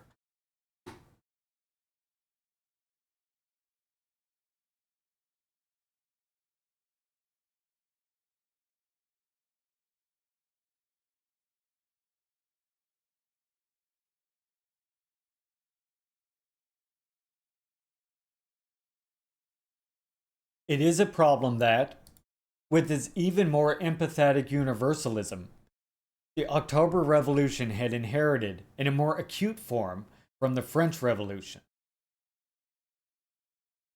Well before Stalin, it was already Herzen, though exiled in Paris, who had shown himself dubious and critical of a form of cosmopolitanism, unaware of the idea of nation and of national responsibility. It is a polemic that transcends the confines of the Soviet Union. Rejecting the accusations of nationalism aimed at the majority of the CPSU, and in the first place at Stalin, Gramsci took a clear stand against the so-called internationalism that is actually synonymous with vague cosmopolitanism. The main target there was Trotsky, criticized for being cosmopolitan and for being superficially national, and therefore incapable of purging internationalism of every vague and purely ideological, in the pejorative sense, element, and contrasted to Stalin, and before him and above all Lenin, who had given proof of a mature internationalism, precisely by revealing himself at the same time as profoundly national. Which again, we will learn about when we get to Juche works more as well. And I'd like to just point out before we continue, just like at the very beginning, if you were here for the intro, which I know I've been streaming for a while, so probably not, but if you were here at the intro, we talked about how there is this separation that we have to understand as Marxists between the word country and between the word nation. Country and nation are not synonymous terms. When we're talking from a Marxist-Leninist or a scientific socialist analysis, a country can be a country, and you can have a country that has many nations in it. You can also have a situation like Korea where you have two countries and one nation, thanks to the split of the US generals who decided to draw a line between the country and split it in two genocidally. And then you have like the US and Canada that are countries but are not legitimate nations, and in fact are prison hosts of legitimate nations, the First Nations. Over 500 of them, in fact. In the USSR, the critique of cosmopolitanism became more pronounced as the threat posed by fascism and Nazism worsened. We are familiar with Dimitriev's passionate appeal to revolutionaries, 2 years after Hitler's rise to power, to reject national nihilism, an internationalism that flows out into national nihilism. That is cosmopolitanism. We also saw Stalin, on the eve of Operation Barbarossa, point out that, contrary to cosmopolitanism, incapable of taking on its national responsibilities, internationalism must be combined with patriotism. That is, far from being synonymous with anti-Semitism, the critique of cosmopolitanism was an essential element in the struggle against Nazi fascism and anti-Semitism. This critique became urgent again with the outbreak of the Cold War, when a terrible new threat hung over the USSR. And this is why it's important for us communists to stress what he's saying here about patriotism being important to internationalism. This is why I stress here that you literally cannot build socialism here without first the struggle for national liberation of First Nations.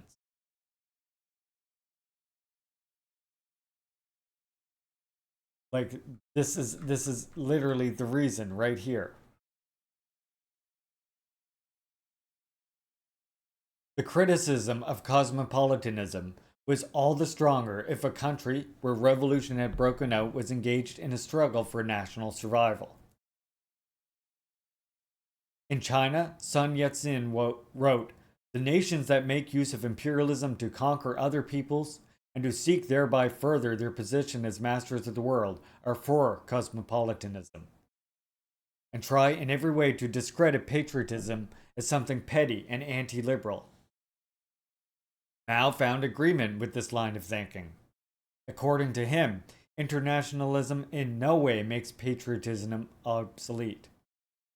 The universal truths of Marxism have to be integrated with the concrete conditions of different countries, and there is unity between internationalism and patriotism, unquote.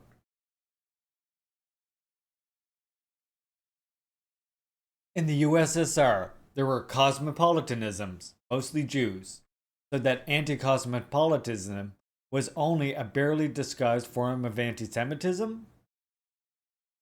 It is worth noting that, in developing his polemic against cosmopolitanism, Sun Yat-sen invited the Chinese people to take an example from Jews who, despite millennia of oppression and diaspora, had never lost the sense of their identity, and thus of their obligation of mutual solidarity.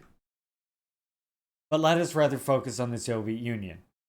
There was in fact a strong Jewish presence within the ranks of the majority of the CPSU. And, in any case, among the first to launch the accusation of cosmopolitanism against the leader of the opposition was a German writer of Jewish origin, from whom we already know. Trotsky was never a Russian patriot. His only concern was world revolution. Moreover, on the basis of hermeneutics, of suspicion applied to Stalin, not even Trotsky would be able to escape the accusation of anti-Semitism. The latter, in developing the analysis of pre-revolutionary Russia, underlined how the aristocracy of the stock exchange had transformed the Tsar's government into a financial vessel, which guaranteed usurers rates of interest.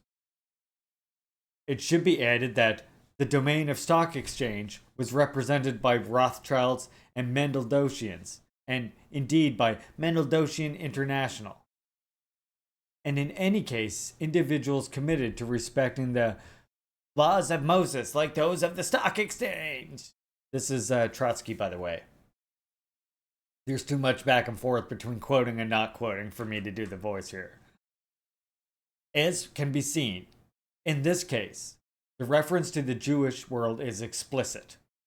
Must we therefore conclude that the polemic against the aristocracy of the market actually targeted Jews as Jews? so that we would find ourselves before yet another manifestation of anti-Semitism? Such a way of arguing would be absurd, because not only because of Trotsky's Jewish origins, more significant is in fact that in the same text, Trotsky dedicated moving pages to the description of the bleak, maniacal, and bloodshed stages of anti-Semitic gangs, tolerated or encouraged by the authorities and by Nicholas Romanov's pragmatists. Most august patron, bravely and decisively opposed by the revolutionary and socialist movement. But Stalin, no less clear in his condemnation of anti-Semitism as cannibalism.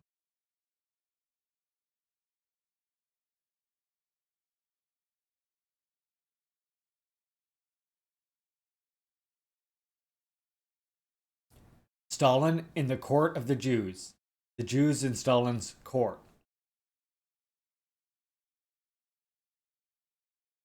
The USSR, the country that saved the largest number of Jews. This was an observation made by the journalist and scholar of Trotskyist background who, as the witness to those years, considers it necessary to take a stand against the campaign now underway in the West. He continues thus. No country has had as many Jews in the upper echelons of the army as the Red Army. This is not all. One of Stalin's sons, as well as his daughter, married Jews. It may well be added that within the Stalinist ruling group, Jews were until the end very well represented at the highest levels. If the thesis of Stalin's anti-Semitism is to continue to stand up, albeit in a shaky and tottering way, it requires the denial of Jewness of the Jews who collaborated with him. This is what in fact has come to pass. It is true. Yagoda Kanouchevich and many others in the Russia and Central and Eastern Europe had played an important role alongside a vicious dictator. But it is the case of apostate Jew.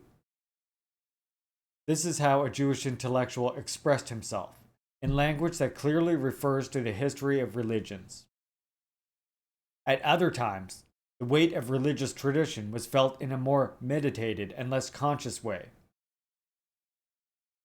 Here then is a journalist denouncing, in the most popular Italian newspaper, the renegade Jews in Stalin's court, quote unquote. In fact, the argument concerning apostates and renegades, that is, the Jews in Stalin's court, constitutes an implicit refutation of the charge of anti-Semitism, which, as racism, targets an ethnic group regardless of the religious, political behavior of its individual members. Acknowledging the presence of Jews in leadership positions in Stalin's USSR and in the socialist camp directed by him means admitting that in those countries access to power and social and political positions were determined not by immutable racial affiliation, but by changing political behavior. However, denying the Jewness of Jews today considered cumbersome as apostates or authentic renegades and court Jews allows anti-Semitism to be transformed into a category capable of resisting and debunking by means of empirical analysis, and thereby susceptible of application not only to Stalin, but also the entire history of the Soviet Union.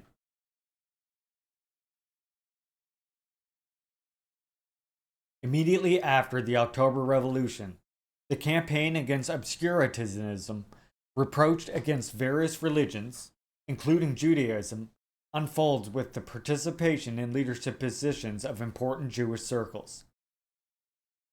And here is the comment of the aforementioned journalist of Il Corriere della Sera. Quote, it was the Yevitskaya, the Jewish section of the CPSU, that fomented the new anti-Semitism, unquote. A professor of the Hebrew University of Jerusalem argues similarly. Quote, during the Bolshevik Revolution, many Jewish Bolsheviks devoted themselves to the cause of Russian revolutionary nationalism with such vigor that they became anti-Semites.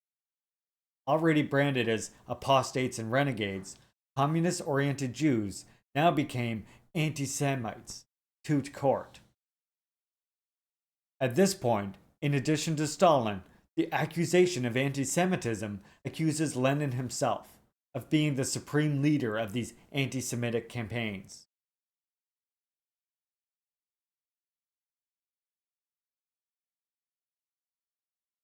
Yes, it is the same Israeli historian, already quoted, who wrote that it was likely that Lenin was already very skeptical about the organizational talents of the Russians.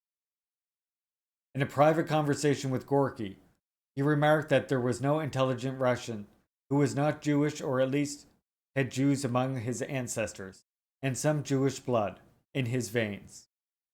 The opinion of the Soviet leader was also that of his interlocutors. Gorky, however, would have liked to see Jews as administrators of the Russian economy, and in 1916 wrote that the Jewish organizational talent, their flexibility, and relentless energy must be duly valued in a country as badly organized as ours in Russia. Thus, according to this text, Lenin and Gorky, who had also joined the Communist Party, could, if anything, be accused of anti-Russian racism, certainly not of anti-Semitism. Also shaking your head. I get that. The prominent role played by Jews was not limited to the overthrow of the ancient regime in Russia. The Jewish historian continues, to the omnipresent Jewish minority, Lenin had assigned to the role of being communism's forerunners. And so, not the Slavs, but the Jews became the main international outlet of the Russian advance against Europe and the rest of the world.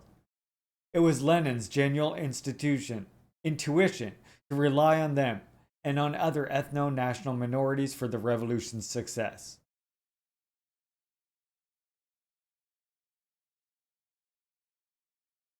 As you can see, the anti-Semitic Jews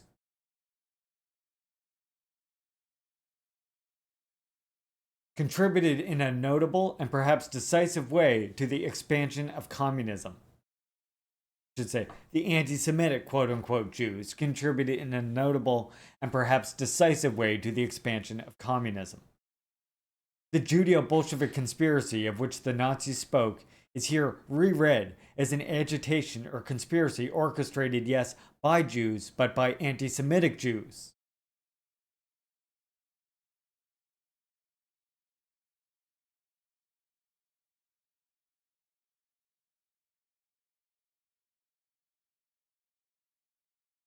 It is an agitation and a conspiracy with a long, very long history behind it. Again, according to the above-mentioned historian, Lenin had made use of Jews who had broken with their community of origin in the same way as early Christianity had. And again, analogies emerge with a reading of history dear to Nazism, which denounced the Jews' role in ruinous cycle that led from Christianity to Bolshevism. The only novelty now is the emphasis on the fact that it is the Jews who, having adhered first to Christianity and then to Bolshevism, are to be considered apostates or renegades, and in the final analysis, anti-Semites. In the effort to strike Stalin, and the entire Soviet experience together with the charge of anti-Semitism ends up reproducing, with some modern revisions, the Nazi philosophy of history.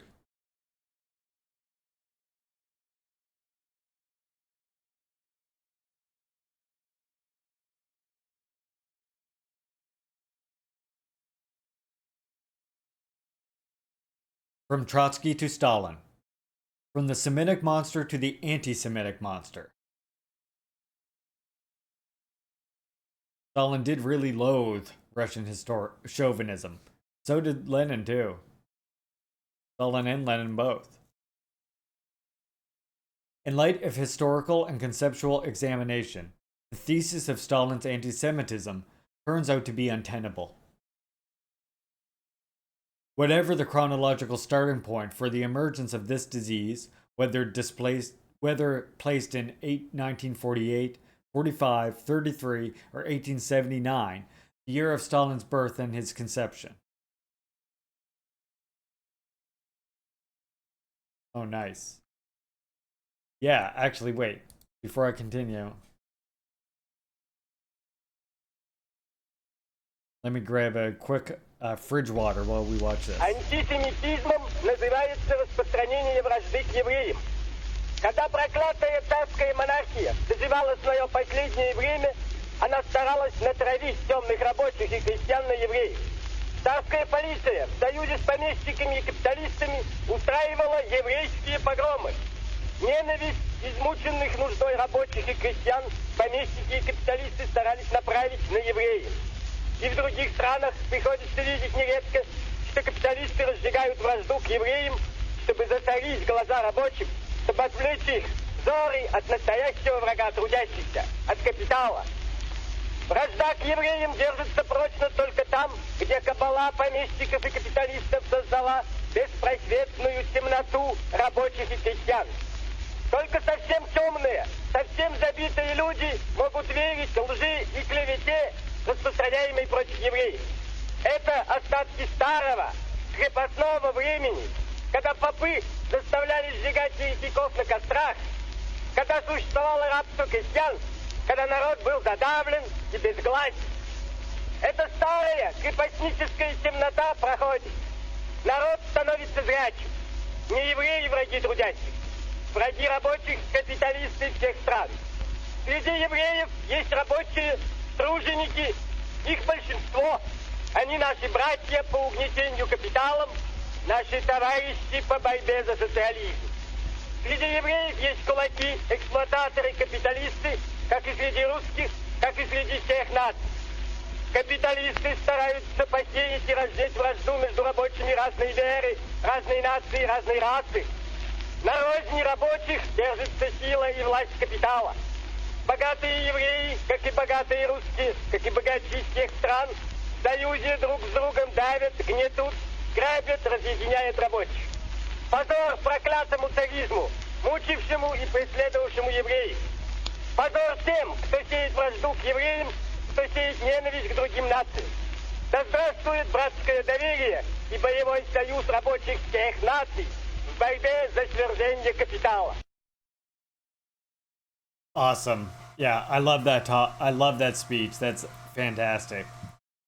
And of course, what's important to remember is, as we're reading above, right? These anti-Semitic pogroms had existed in the USSR before World War I and during World War I.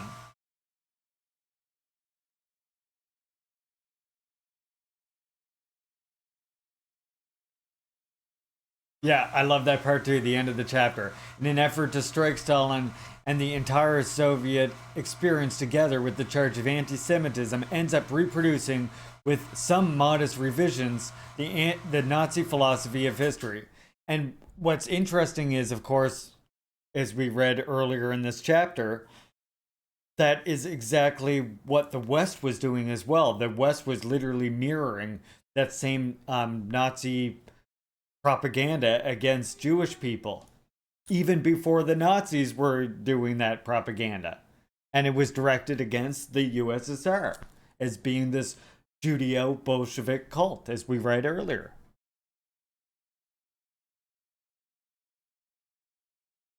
And they're doing it right now today, of course, yes. While at the same time, again, painting Stalin as the anti-Semitic. Which I hope you're seeing by now is ridiculous. In light of the historical and conceptual examination, the thesis of Stalin's anti-Semitism turns out to be untenable. Hey, Unicorn Dragon, no problems, we're just finishing up this chapter here. Whatever the chronological starting point. If you need a link, of course, or anything, right there is how you can get it. In light of the historical and conceptual examination, the thesis of Stalin's anti-Semitism turns out to be untenable. Whatever the chronological starting point for the emergence of this disease, whether placed in 1948, 45, 33, or 1879, the year of Stalin's birth and conception, the diagnosis proves to be not only unfounded, but also highly insulting to Jews. who would have apparently continued to the very end to pay homage in large numbers to their butcher. How then to explain the origin of this black legend? Let us go back to the years immediately following the October Revolution. On October 4th, 1919, the Voichecker butcher, which at that time had not yet the organ of the National Socialist Party, which had not yet been founded, puts the Bolshevik horror on the account of a Jewish terrorist horde of circumcised Asiatics, and in the connection underlines the Jewish blood running in Lenin's veins as well. Similar denunciations resound in England and in the West as a whole. Oh, there you go. The work reminded you all of the West doing the same shit, even before the Nazi Party had formed. Given these presuppositions, one understands that, even more than Lenin, it is Trotsky who is the main subject of the Mephistopheles of the anti-Bolshevik propaganda posters. He was branded as the Jewish exterminator of the Russian people.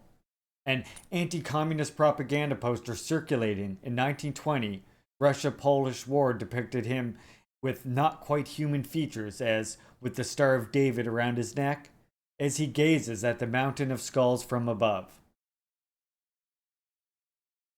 Trotsky, that is, Bronstein, the Judeo-Bolshevik par excellence, in 1929 is in Goebbels' eyes, is the one who may have on his conscience the greatest number of crimes that ever weighed on man.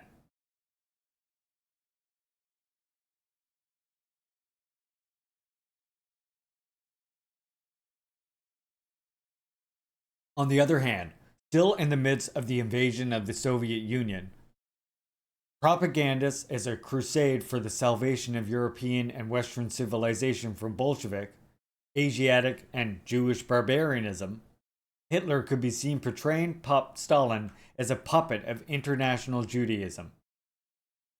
As a Jew, if not in blood, then in spirit. In the years when anti-Semitism raged or found wide credence in the West, the monster par excellence could only assume the features of the Jew. The situation changed after the collapse of the Third Reich and the revelation of the infamy of the final solution. Now, the monster capable, more than any other, of arousing horror tends to be the anti-Semitic monster.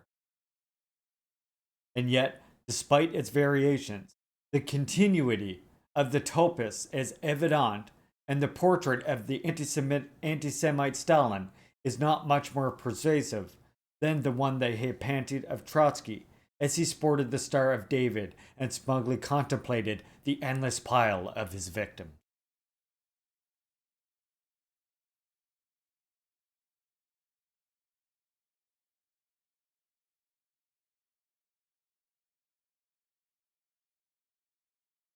There you go, comrades. We did chapter 5. So, when we continue the work, if you're reading this on if you're reading this with a physical copy, we're going to be on page 239 on Tuesday. Or if you're reading this on a PDF on single page mode, you will be on page 258. What are we thinking so far, everyone? Is this a good read or what? I'm thinking it's a pretty good read, right? I'm thinking it's so good, like our quote for today has to be a Stalin quote, maybe, right? That seems like it only makes sense to me. Oh yeah, I wanted to mention to you, comrades, tomorrow we're gonna do a special day. We'll have a Friday fun day. Fun for you, not fun for me. We're gonna have a Friday fun day where I play what you spent all those labor voters for. Zelda CDI.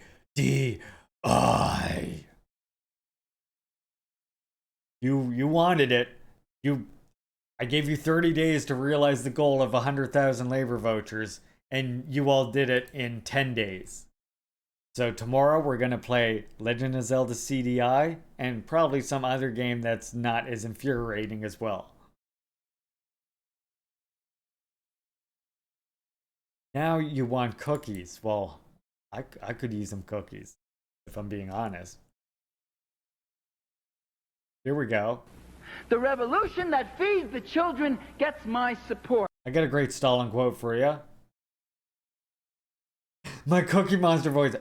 Cookies. Oh, give me cookies. Cookie. One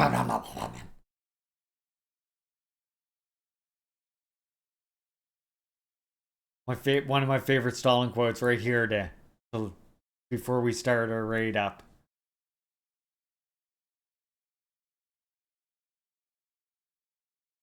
The dictatorship of the proletarian cannot arise as the result of the peaceful development of bourgeois society and of bourgeois democracy. It can arise only as the result of smashing of the bourgeois state machine, the bourgeois army, and the bourgeois bureaucratic apparatus, the bourgeois police. Unquote. Comrade motherfucking Stalin. What a legend the Stalin guy was. Michael Brenny is a legend as well, yes. Okay, so we're all liking the work. When we come back on Tuesday, we're going to be starting chapter 6. We're on page 259 if you're on the PDF, 239 otherwise. Now, I just got to get our raid ready here. Let's see, who should we raid today?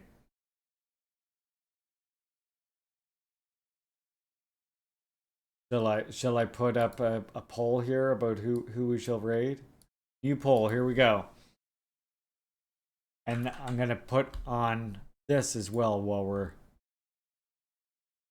because we always leave on this one song. It's gonna continue to be the tradition here.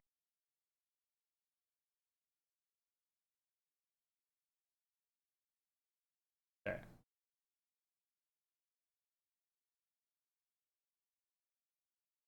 Okay, so who do we raid? Let me see. We got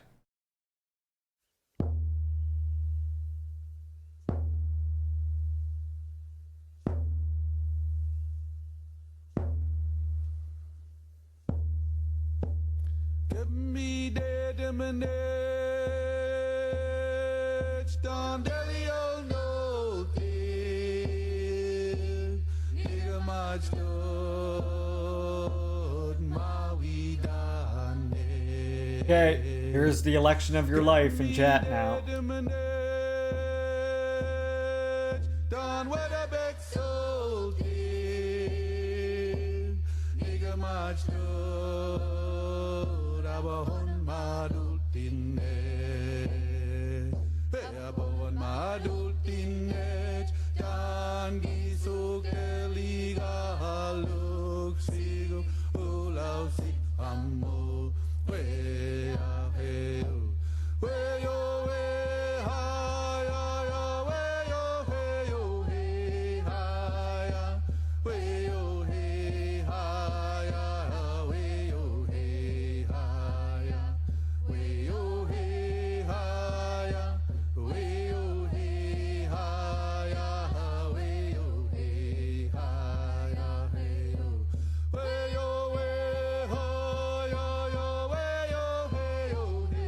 Cast them votes in the chat. By the way, thank you all so much for the hype train today. That means an absolute ton. Seriously. Jesus. Support is very much appreciated. Goes a long way and fucking warms my heart. Even though I'm already guided by strong feelings of love as a revolutionary, as I hope you all are as well. Speaking of which,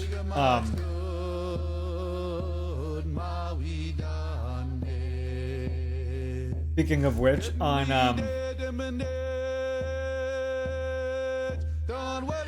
this ever loads. I did add a new design here, which is exactly that slogan right here. The aim of revolution is to bring love for the people into bloom.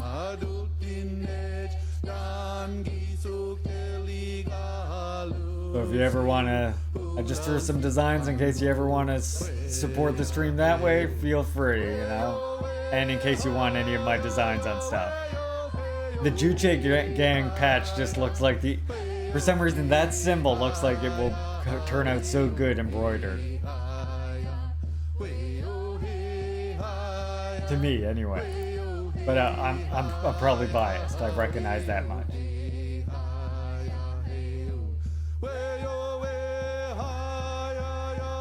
Then tomorrow we're going to do Zelda, and Zelda the horrible one, which means, wait, this one, right? Go, playlists, let's see. Game series, Legend of Zelda. We're going to be playing this one right here. This is a screenshot from the Zelda game we're going to be playing tomorrow. You comrades said you wanted this. You wanted this. Alright, Mama and Media gets the raid today. Everybody please hang on while we steer this Juche gang ship towards Mama and Media. And yes, please copy this raid message if you have a subscription here. I am going to be making a raid message for our non-subscribers as well. Always happy to read, comrades. Always happy. Tune in tomorrow for Fun Day if you would like. I'd appreciate it. Video Game Fun Day. And this weekend, you never know. You'll have to keep the eye on the channel. We might be streaming this weekend. We might not be. And then I think on Monday for the movie day, we're going to be watching Battleship Potemkin. Love you, comrades. Thank you so much for coming. Thank you again, a million times. Thank you for the support. Adrian, London Smash, Common Opponent, Rylan, NTC, Magyar Guy.